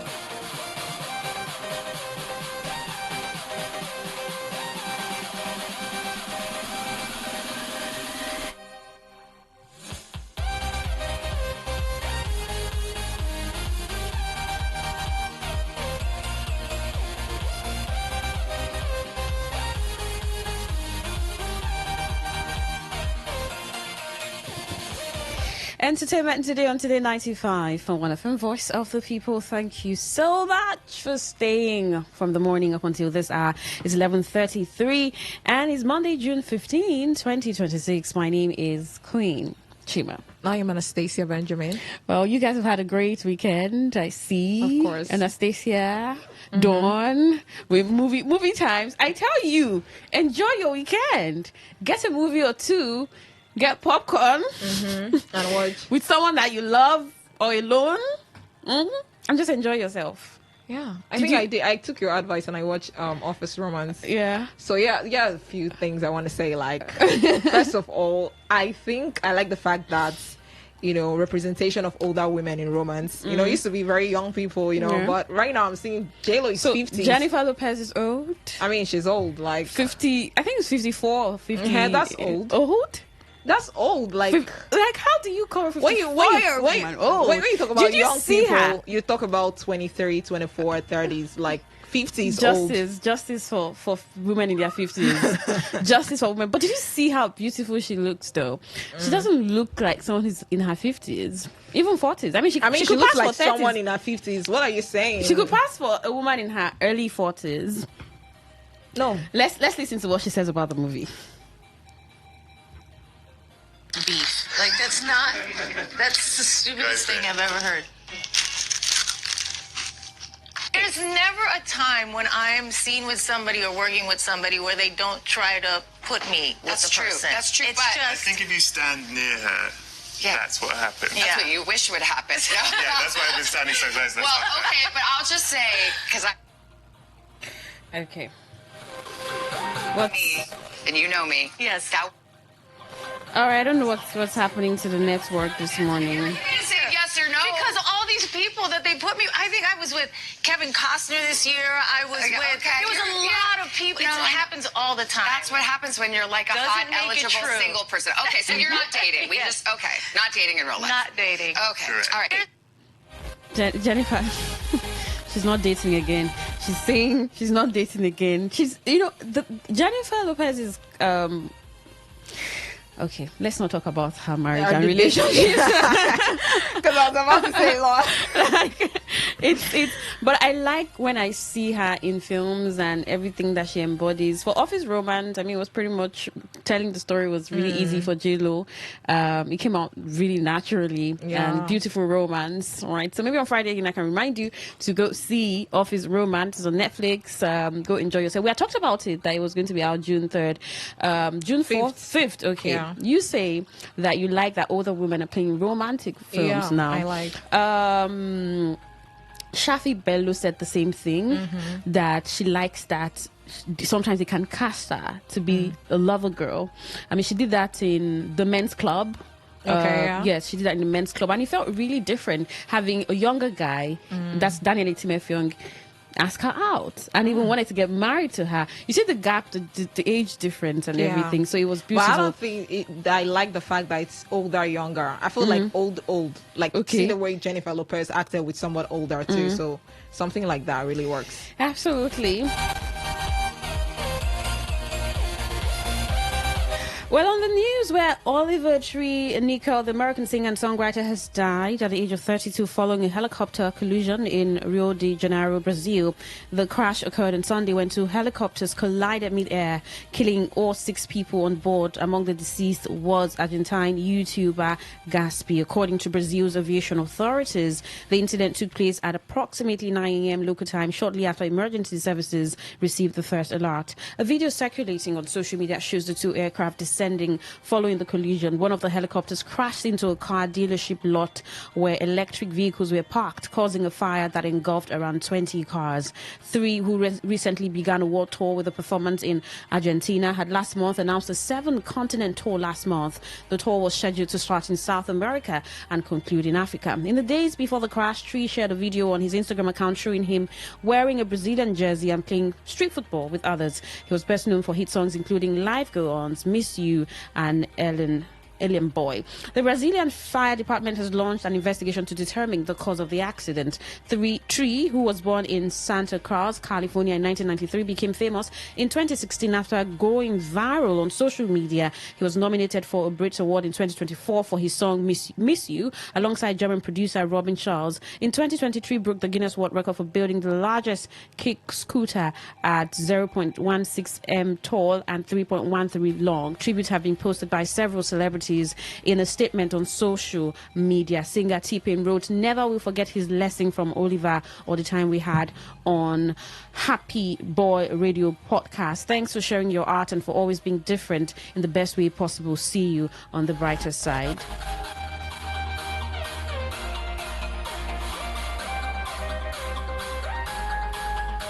Well, in Nigeria, where Chimamanda Adichie has faulted Eurocare Hospital Lagos for playing a monstrous, cynical game by delaying the inquest into the death of her 21-month-old son. The award-winning author also shared a copy of a letter dated April 16 that she wrote to the chairman of the hospital's board of directors, detailing the alleged stalling tactics employed by the medical institution as her family pushed for justice. And one of Adichie's twins, died on January 7, 2026, following complications during a series of preparatory medical procedures.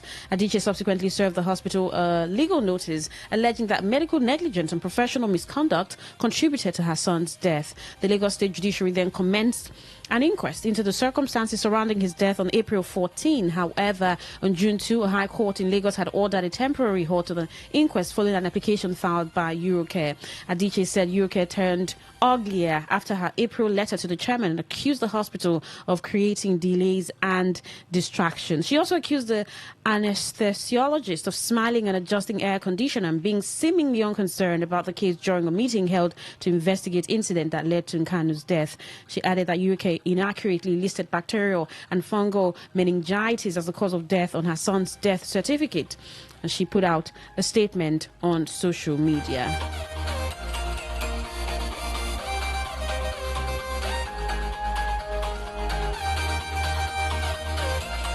Otemi Otedola Ajibade, wife of music executive Oluwatosin Mr. Easy Ajibade, has revealed that she discovered about her pregnancy during their honeymoon. In May, Temi flaunted her baby bump while announcing that she and Mr. Easy were expecting their first child. In a recent episode of their podcast, Temi revealed that she discovered they were expecting a baby about 3 weeks into their honeymoon in Tokyo. She said she began suspecting it after feeling unwell and losing her appetite during the trip, prompting her to take a pregnancy test. Temi added that Mr. Easy initially doubted the result, but a second test and the medical scan later confirmed the pregnancy.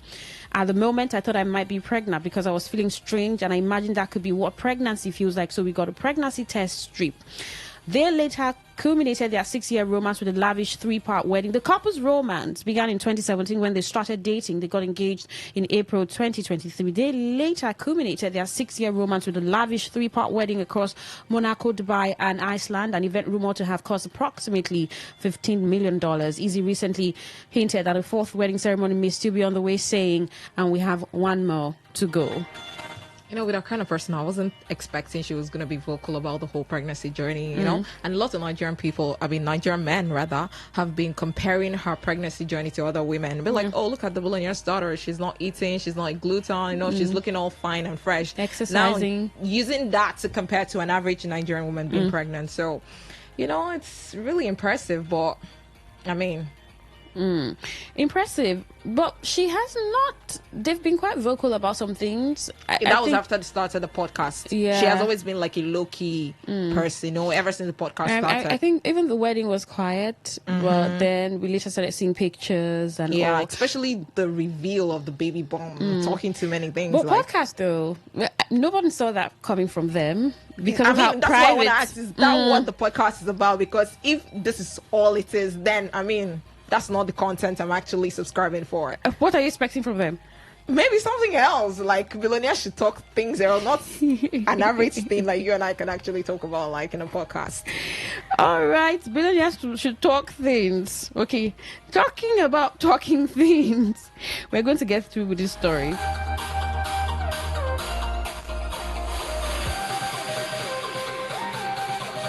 Well, billionaire businessman Femi Otedola has completed an executive leadership program leading businesses for the future at London Business School. Otedola announced the milestone via his official social media platforms, describing the experience as a powerful reminder that humility remains central to lifelong learning. According to him, no knowledge is wasted, adding that he remains committed to becoming the best leader possible. The completion of the executive program marks another milestone for Otedola, who is widely known for building successful businesses across multiple sectors. He has previously stated that he achieved his early entrepreneurial success without obtaining a formal university degree.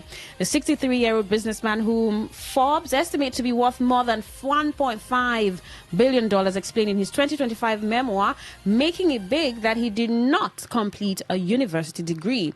In the book, he disclosed that he struggled academically and eventually left school during his advanced levels, lower six, to focus on business opportunities. Otedola began his education at the University of Lagos Staff School in 1968 and completed his studies there in 1974. After repeating a class, he later attended Methodist Boys High School before transferring to Olivet Baptist High School due to continued academic challenges. Despite not earning a university degree, Otedola went on to build a business empire spanning the oil and gas, finance and power sectors.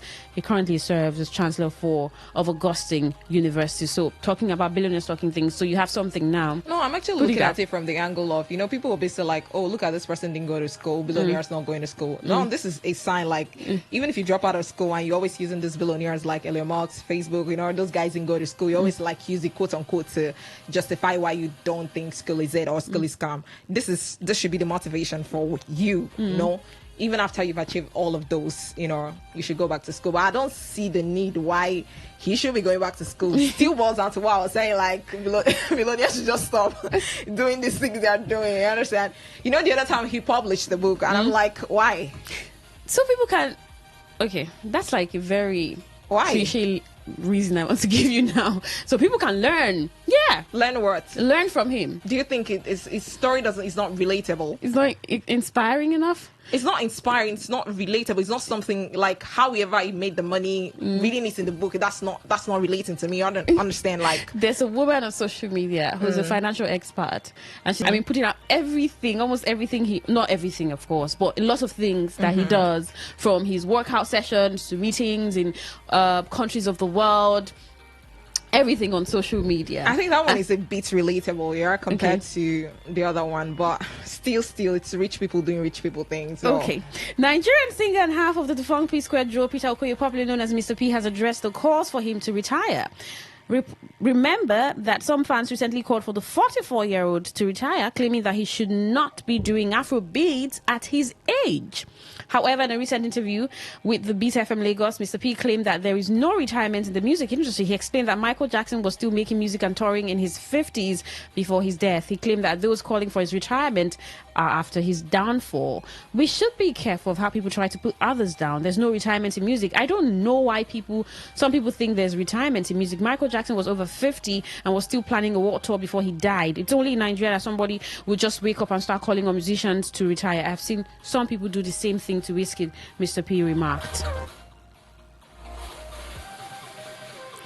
When people talk of retirement, is it because they're getting tired of what the person is I think giving? it's coming from a place of concern. Because remember, one of them fell on stage. I don't know. There was a time like a news came, one of them fell on stage, and their type of music is upbeat, high energy kind of song. So I think people are not saying retire like completely, don't make music again. But Take we're a like, break. no, not take a break. Do something else. Like even the new song he brought out, it was still the high energy, and people are like, no, we are not expecting this in 2026. Like, should be something else. So I guess where people are coming from is just do something else that is not so much on the energy And emotional. Speaking during an episode filled with Cotty, the singer reflected on her experiences with love and dating when asked whether she had ever been in love.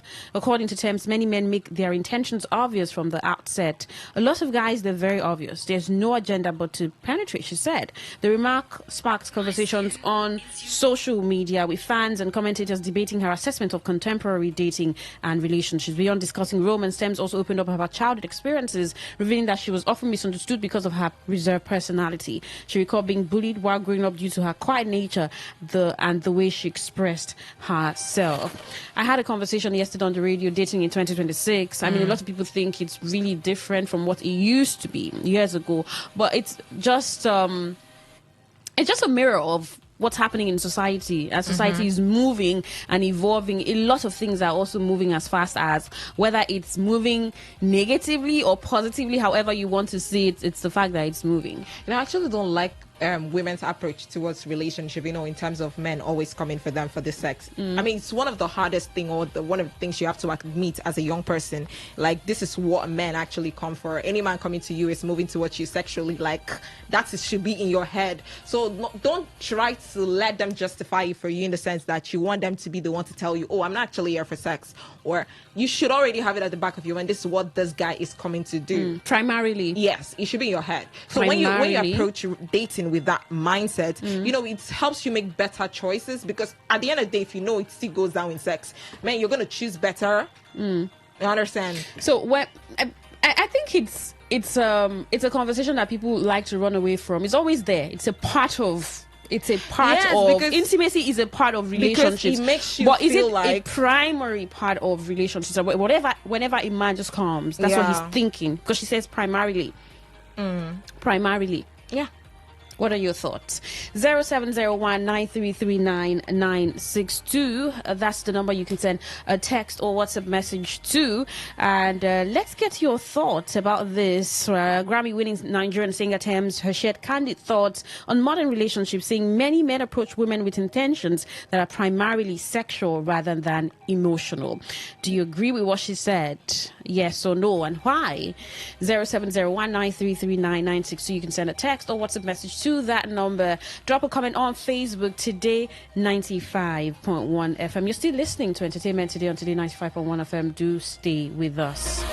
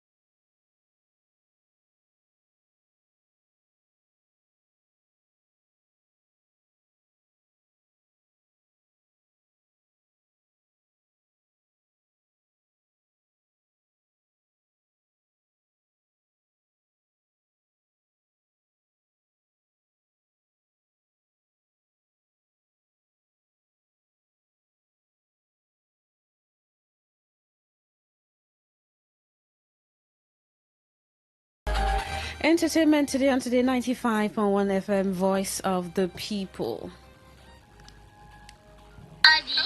Everybody, welcome to Peter. Hi, Bella Ninja. Everybody, welcome to Picking Your Scripture. Pretty little baby. 1, 2, 3, let's play. Pretty little baby. You say the baby.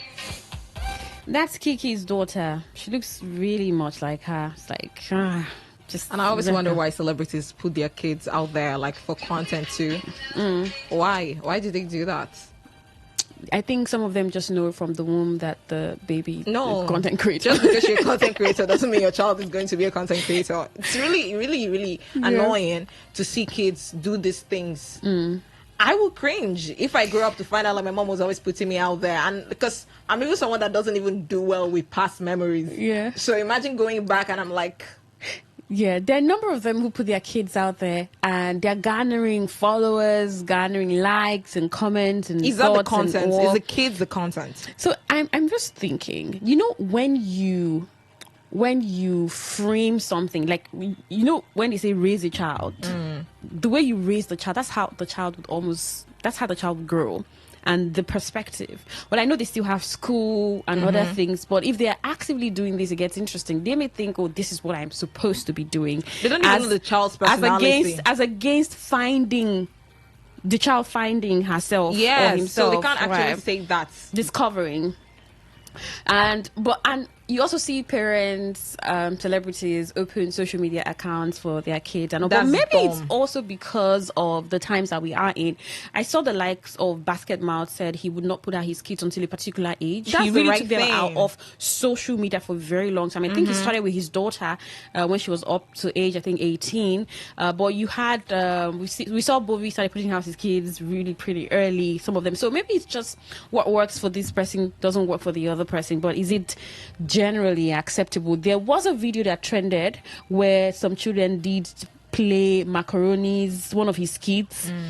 Right, and they played everything, all the freaky, his outfit, and then he came out condemning it. That some of those roles that he played, there's no way a child should play that. His role of always giving women money and all, you had to and then also play. have a thing when this content are being put out, they play it for the kids to watch and be like, oh, see what people are saying. Like, I want to know what's the idea behind it. Would they show them? Right, I've seen Uche Jumbo put her son promotes her movies on her platform.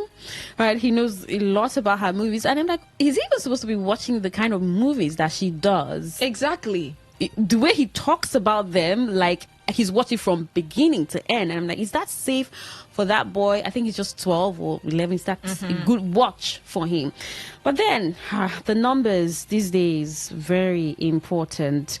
Alex Akubo should have kept his marriage private, says Yude Dochi. He's been saying a lot, so I'm not surprised. Alex Akubo wasn't going to glory that he frees defense wearing black to actor's funeral. Why do you wear black? You were asked to wear white. What's it? Daddy Freeze just wants people to talk about him. Just wants people to talk. And also, there could also be this thing where you don't want to follow the crowd and do what everyone is doing. But that's like, they asked them to. Everyone coming but white. I choose not to. No, why would you choose not to? I have the free will. You were asked. That's like, maybe just honor the people who invited you. Not even honor the dead, because I don't know, but just honor the people that invited you and say, wear white. He said he doesn't want to wear the white. Like, then he should not have bothered going. No, he wants not. to be there. So your partner in black. I mean, it looks like something I would do if I don't. What if I don't feel like wearing white that day? Then you stay home and stream the service of songs wearing black in your house. Wear white. That was the instruction. And I mean, I think it's that simple. It's as simple as that. Mayokun's mom was talking about how they thought that the video reaching out to Mayokun was a scam, right? I mean, you're big. It's just a lot of excitement. Yeah. If the video reaches out to you today, let's say you put out something and he drops a comment, how would you feel? Excited. I know you. Okay. As a Davido fan, like, oh, Davido. Okay, because it's a Davido. What if Burna Boy I mean, I'll still be excited. Like, yeah, I'll just start fancying him. And follows you on social media. Exactly. All right. Well, thank you so much for staying tuned on Entertainment Today on Today 95.1 FM. We had a lot to wrap our hands around, but let's see. We'll continue tomorrow, bring all the stories. Let's take that message and Good we morning. get running. Chimamanda is too emotional, and the complaint she's making is what emotional people in such situation always make. We must understand that no hospital wants such records to their name, no reputation. So that must be a grievance mistake that the company is already regretting, and there's no need to punish just because it's her son. Mistakes happen anywhere and anyhow. What if people who make mistakes that take their own lives or loved one? Then for P Square, it is not the only one Nigerian bully to quit the business of age. Remember, some Nigerians did it in politics to Buhari, Tinubu, and Atiku. Thank you so much for texting. We have to go. The world news coming up with Dawn Wilson. Good morning. I'm Queen Chima. Now I'm Anastasia Benjamin.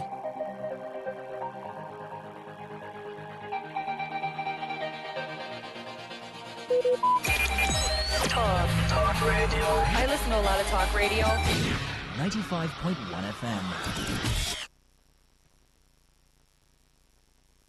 Whether it's happening in Port Harcourt, South South, Nigeria, or around the world, we've got you covered. On air, online, delivering balanced news and unbiased analysis. Today, 95.1 FM.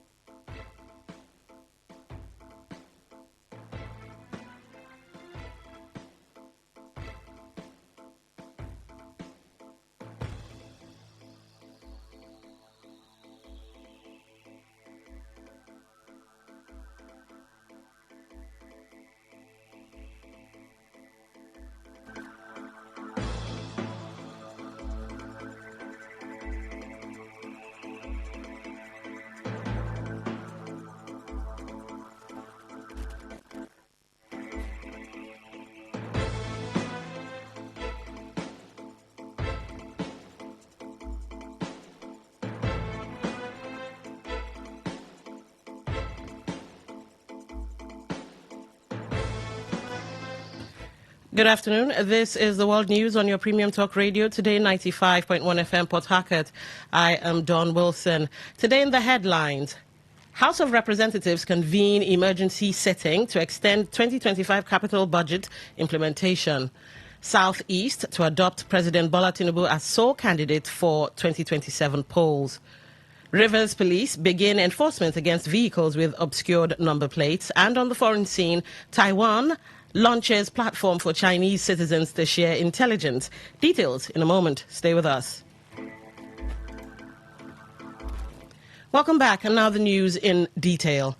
The House of Representatives has convened an emergency sitting to consider a bill seeking a 3-month extension of the implementation period for the capital component of the 2025 budget.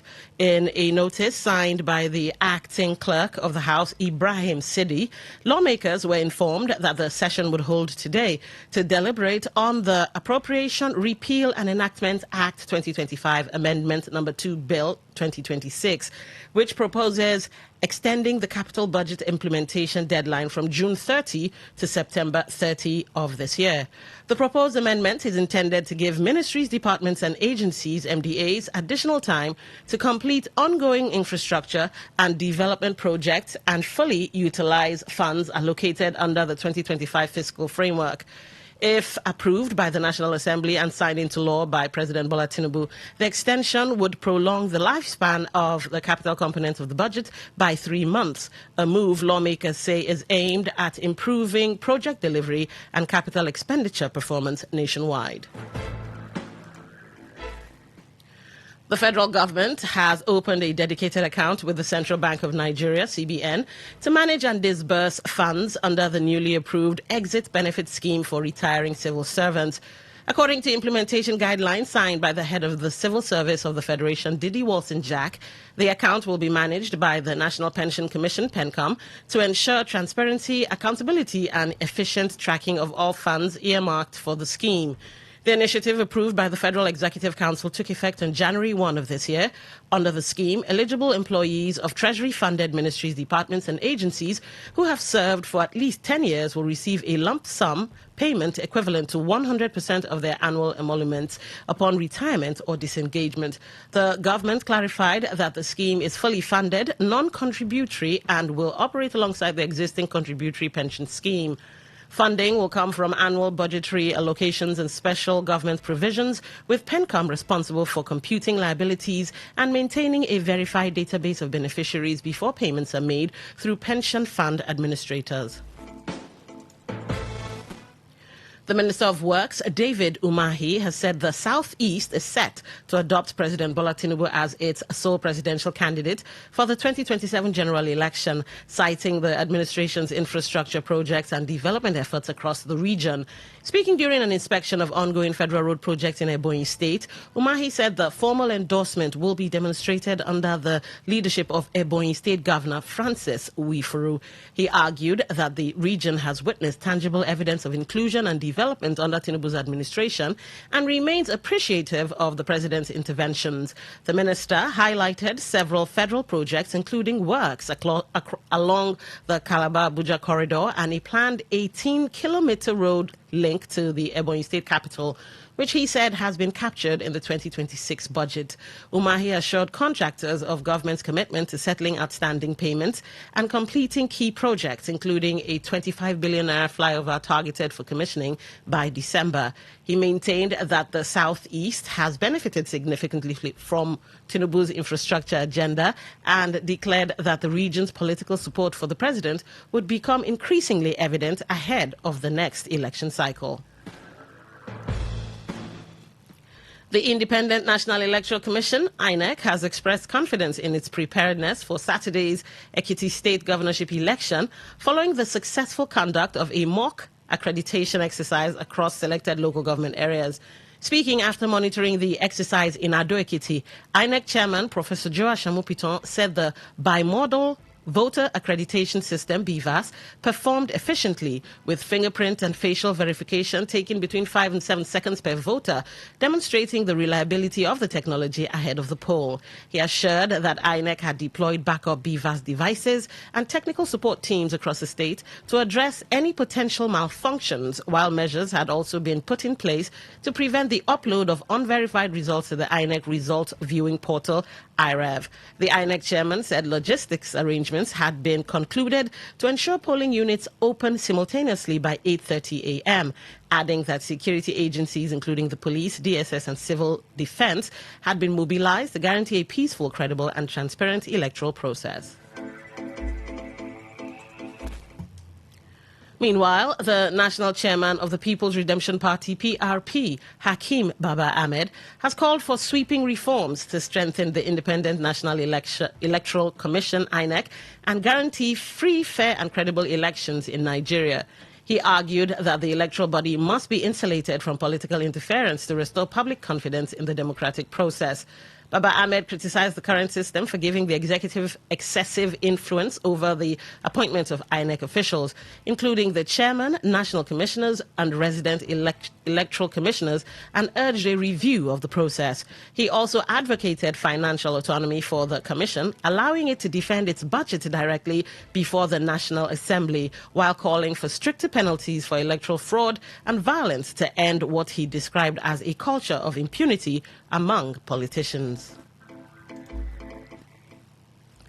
The Rivers State Police Command has announced the commencement of a statewide enforcement exercise targeting vehicles with covered, obscured, unauthorized, and defaced or missing registration number plates. The operation, which begins today, is in line with a directive from the Inspector General of Police, Olatunji Desu, aimed at enhancing public safety, strengthening security, and preventing criminal elements from concealing their identities. The exercise will be led by the Commissioner of Police, River State Command, CP Olugbenga Adepoju, with area commanders and divisional police officers directed to ensure full compliance across the state. According to a statement by the command spokesperson, ASP Agabi Blessing Carbolo, vehicles found violating the directive will be impounded, while offenders will face prosecution in accordance with the law. The statement also urged motorists to ensure their registration plates are properly affixed, clearly visible, and free from any form of obstruction or alteration. The commissioner also warned officers involved in the exercise against harassment, intimidation, extortion of members of the public, stressing that any personnel found engaging in unprofessional conduct would face strict disciplinary action. You're listening to the World News on Today 95.1 FM, Voice of the People. After the break, more news, sports, and foreign stories. Stay tuned. Every day, every hour, when the big stories break, depend on our 24-hour news team to bring you the latest. Today 95.1 FM. Welcome back. Hundreds of environmental activists, civil society organizations, and residents of Bile Kingdom in Degema local government area of River State have called on the federal government to declare a state of emergency over the ongoing gas and hydrocarbon eruption affecting the community. The demand was made during an emergency community and civic parliament on the Bile gas and hydrocarbon eruption tagged the People's Assembly held at the Bile Town Hall. The coalition, comprising local and international environmental rights groups, including Kebetkachi Women Development and Resource Center, Social Action, the Ijaw Youth Council, and other stakeholders, said the prolonged gas eruption has polluted rivers and wells, destroyed aquatic life, and exposed residents to serious health and environmental risks. Speaking on behalf of the King of Bile Kingdom, Chief Napoleon Hezekiel lamented the worsening environmental conditions in the area, noting that despite the community's contribution to Nigeria's economy through oil production, residents continue to suffer the consequences of environmental degradation without adequate government intervention. Let's listen in. The environment is really highly polluted. Myself, I'm an environmentalist. And the president of this country need to do and know. When Abacha was leader and the president of this country, we were not afraid of the guns. And today we'll never be afraid of the guns. The president of this country should know and take action. People living here are human beings. We don't need to hide our faces when we're talking. We've not even hidden our faces before. So it's not now we will hide our faces. Some of our faces might be fine, but inside we are rugged to the core. That is it. Team here and let the world know that the environment is the air quality is bad, the water quality is bad. Also speaking, the executive director of Social Action, Isaac Osoka, environmental activist Anne Q. Briggs, and Celestine Akbobari described the situation as a major environmental emergency. They accused relevant government agencies of failing to respond effectively despite repeated appeals from affected communities. Look, they have representatives. Ile is under Degema local government area. Their job is not only to fight the governor of the state. What are the representatives doing? What is palliative? I don't understand. Does palliative remove the gas? You bring palliative. What are they supposed to do with the palliative? To breathe it in? The fact that there is an emergency situation that the government must acknowledge. So far, we have not seen that acknowledgement from the Minister of Petroleum, who is President Ahmed Bola Tinubu. President Ahmed Bola Tinubu is directly responsible for the outrage in Bile. So any government that can do this for citizens, human beings, if that they don't start doing as human, we are surprised that this same thing happened, that the government of Nigeria is yet to declare a state of emergency. No human being, even animals, should not be there in what we are seeing. Because youth leaders and women from the community also recounted how the gas eruption has destroyed fishing activities and other sources of livelihood, while making the environment increasingly unsafe for residents. The aquatic life has been polluted. Fishers have to go far to the extreme, like they literally drive paddle out of this region to get fish. How many wells we have in this community? Look at other communities that have up only 1 well, 2 wells. They are living fine. But look at the Village Kingdom. That is why we need the help of the government to come to our rescue. Gas go enter your throat, go enter your body. Cough, chest pain, body pain, leg pain. We no fit again. Make government stop this thing. We don't stop. The well where we fetch water from self, they boil. If you drink her, you mistakenly go drink her. Don't die that your belly, rashes all over your body. Don't one out they try to use for my house. So that is last year the water started changing and smelling gas and the rest. So right now, because of what did happen for there, like me and my family, we are no longer staying in this house again. Today FM's Olawale Sanusi reports that protesters carried placards here bearing inscriptions such as "Bile must not be sacrificed," "Stop the eruption," "Clean the waters," and "Protect the people," as they demanded urgent intervention to contain the environmental crisis. Meanwhile, the Ijaw Youth Council has issued a stark ultimatum to the Nigerian government, warning that residents of Bile community are prepared to shut down major oil operations and resist security forces unless a state of emergency is declared to address an escalating environmental crisis. IYC Eastern Zone leader Datolu Sukubo accused agencies of knowingly ignoring the devastation since October last year. He declared that if the government continues to neglect the community, they will take critical action, beginning with the immediate shutdown of oil mining lease OML 24 and OML 18, operated by the NNPC. I'm a Bile man, and even the Bible says violence. Violence.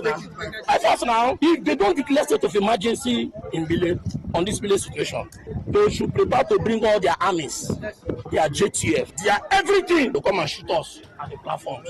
We don't have anything to say again. He called for urgent subsidence studies, alleging that decades of drilling has caused the land to sink without any investigative monitoring. If the Bile community immediately rise now that they want to shut down OML 24, Yawoba, and by extension, OML 18 operations NNPC, immediately they will react because they know that they are losing a lot of economy for just one day. But they have not reacted to this situation since October last year till now. Now, the solution is, why have they not embarked on massive subsidence study? The Bile situation has not occurred in anywhere that gas is bubbling in every water that the people drink. Why have they not used this direct opportunity to embark on massive subsidence study? We clearly understand what subsidence study is. When you exploit a particular area for long, the earth surface will gradually sink. But they are not described President Bola Tinubu's Democracy Day address as a whitewashed attempt to pacify Nigerians amid the country's current economic challenges. Ahunaya, who is also the Chief Executive Director of the Institute for Research, Leadership and Capacity Development,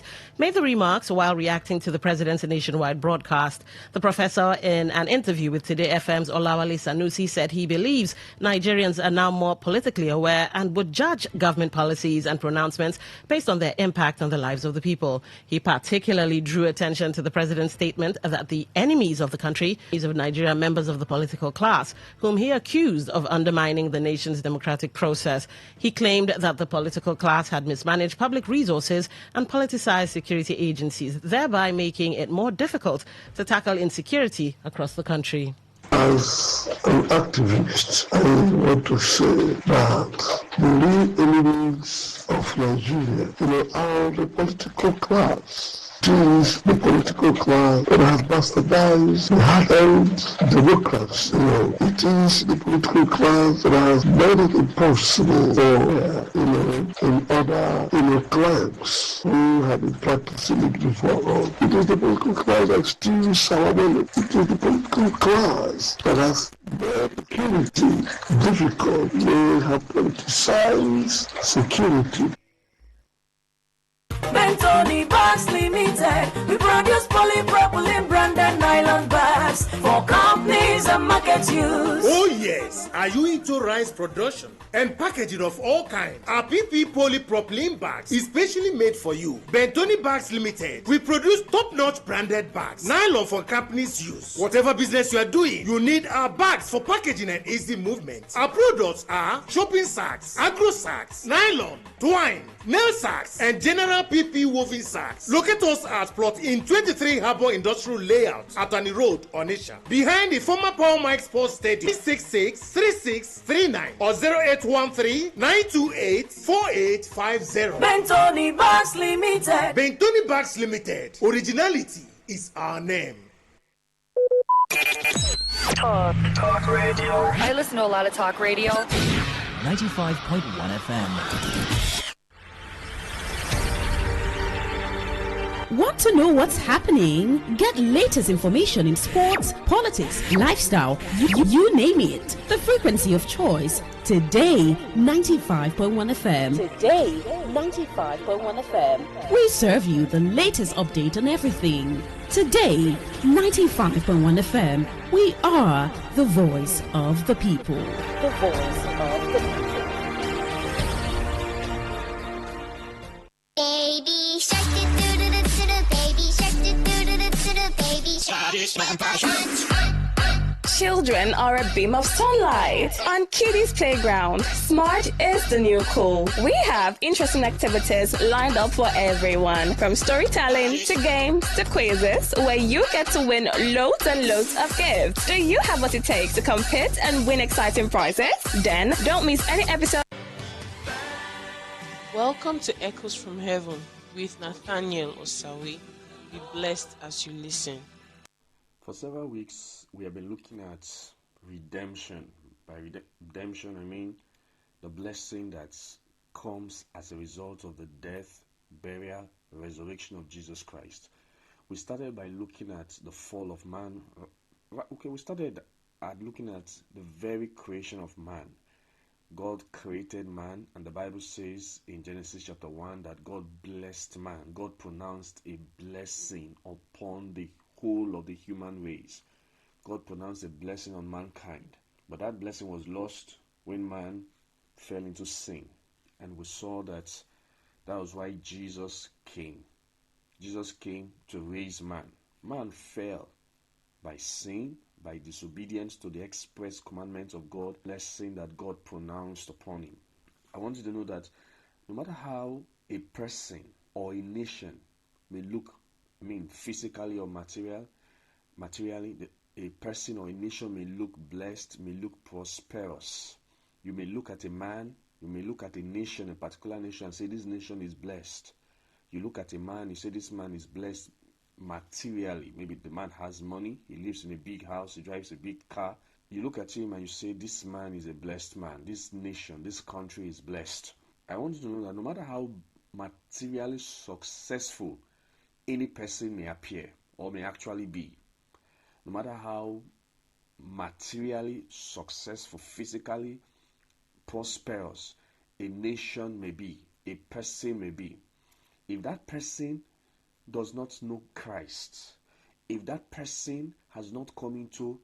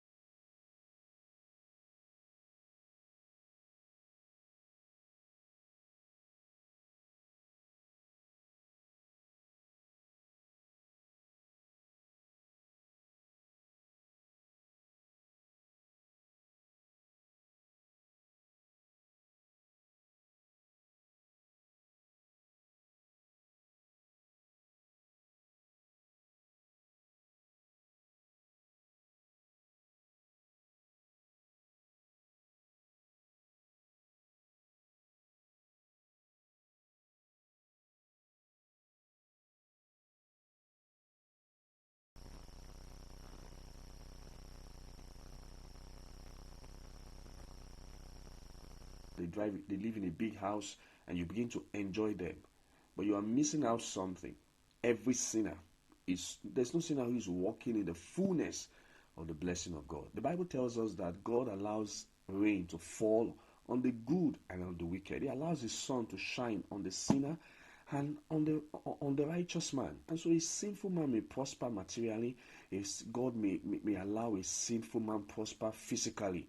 That does not mean that man has the blessing of God. That does not mean that man is approved of God. That does not mean that man is walking in the fullness of God. That's why the Bible says there's no sinner in this world you should envy. There's no sinner you should envy. Do not envy sinners. And then if you read Psalm 73, it tells us what the end of such people will be. People who prosper materially, people who prosper physically, but they are outside the covenant of God. They do not know Christ. They have not come into a relationship with Christ. The Bible tells us what their end will eventually be. And that's why the Bible says, do not envy them. The fullness of the blessing of God is found only in Christ Jesus. The fullness of the blessing of God is found only in Christ Jesus. It is only in Christ Jesus that we find the fullness of blessing. In Galatians chapter 3, I've read it several times in verse 9. The Bible says, so then they who have faith are blessed with faithful Abraham.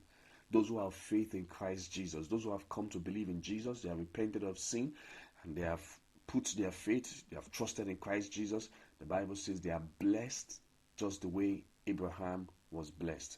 And then I say the blessing, the fullness of blessing is found only in Christ Jesus. Again, as I begin to wrap up this series, I want to remind you that when God made man and pronounced a blessing upon man. That blessing was supposed to work in the whole of the human race. But that blessing was lost to sin. That blessing was lost to disobedience. But that Christ has come and has opened the door of blessing. Yes, the Bible says in Ephesians chapter 1, it says we are blessed. God has blessed us with all spiritual blessing in heavenly places in Christ Jesus. When Christ came, he opened the door of the fullness of God's blessing. It is only in Christ Jesus that our lives are maximized, that we get the fullness of the blessing of God. And again, I want to say what I've said before, when we say blessing, many times people just think of blessing in terms of material things. They think about physical success. The blessing of God is much more than that. It's much more than that. So God pronounced a blessing on man and said, be fruitful, multiply, replenish the earth, and subdue it. But man lost it. And Christ Jesus came to restore the fullness of blessing. And I want to let you know today that there is blessing in Christ Jesus. If you look at your life and you look at your life and you see that, no, this is not what my life is supposed to be. You look at your life and you know that this is not what God created you to be. This is not what God ordained for you to be. I want you to know that your life can turn around. Things can turn around for you. It's in Christ Jesus. As you understand, as you come to a relationship with Christ and you understand what God has done for you in Christ Jesus. The Bible says we have not received the spirit that is of the world, but we have received the spirit that is of Christ, that we may know the things that are freely given to us. As you come into a relationship with Christ and you begin to understand, the eyes of your understanding, they are enlightened, you understand, you see what God has done for you in Christ Jesus. You believe it. If you believe it, I tell you, you will come into that fullness of blessing that is in Christ Jesus. But again, how did man lose the blessing? It was through sin. It was through disobedience. And even today, the reason people miss out on the fullness of the blessing of God is sin. In Acts chapter 1 verse 25, the Bible tells us that Judas, who was an apostle, he was one of the 12. The Bible says he fell from the apostleship. He lost it by transgression. He fell by transgression. Remember, the Garden of Eden, man fell. By what? By transgressing, by going against the commandments of God.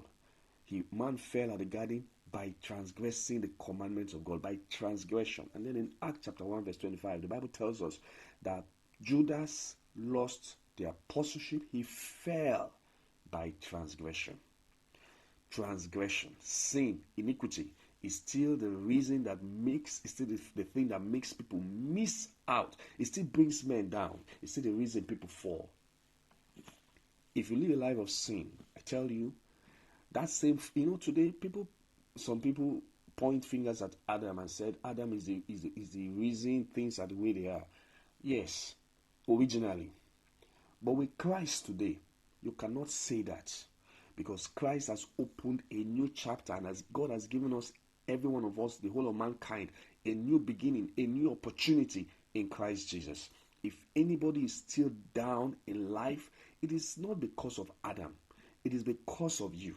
The Bible says Judas fell by transgression. Transgression still puts men down. In Psalm 106 verse 43, it talks about the children of Israel when they disobeyed God and they provoked God to anger by their transgressions. The Bible says they were brought low for their iniquity. Their iniquity brought them down. Man fell at the garden by sin. Judas fell by transgression.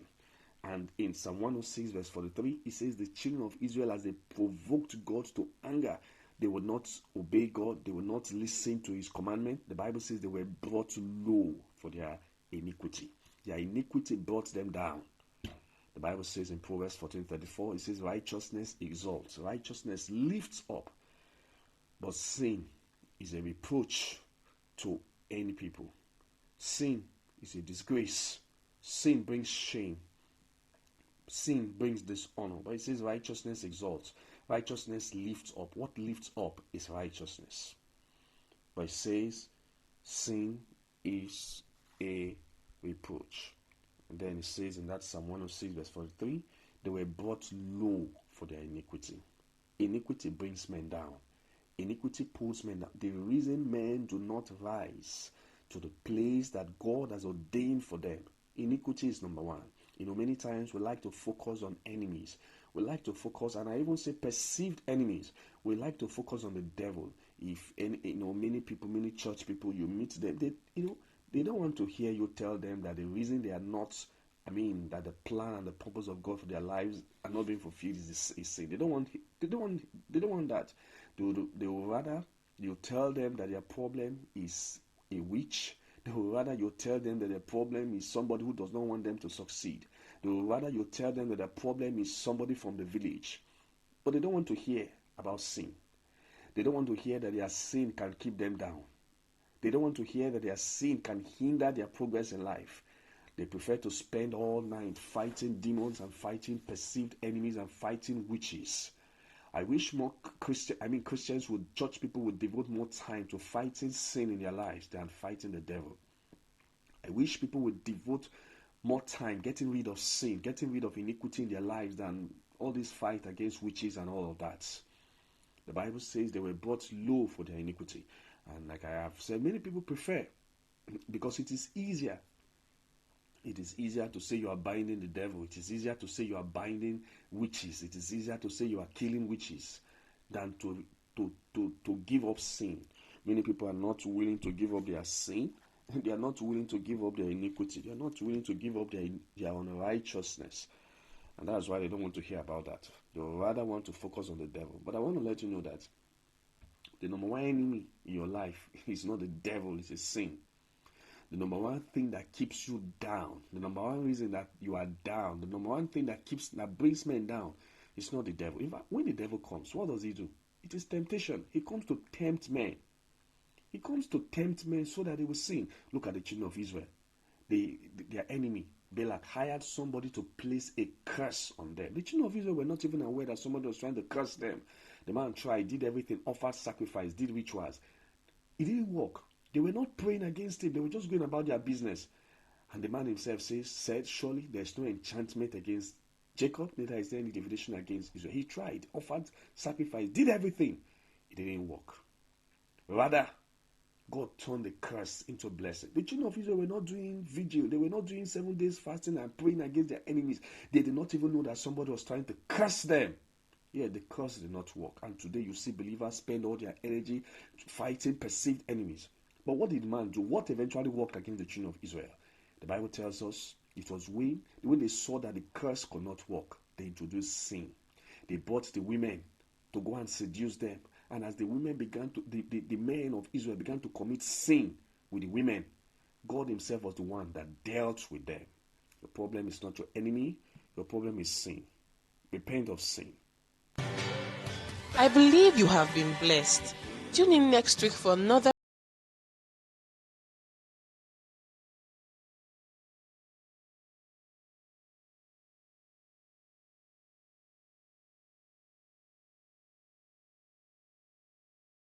57592. Once again, 081 355 57592. You can also send an email to echoesfh@gmail.com. ECHOESFH@gmail.com. God bless you. Talk radio. I listen to a lot of talk radio. 95.1 FM.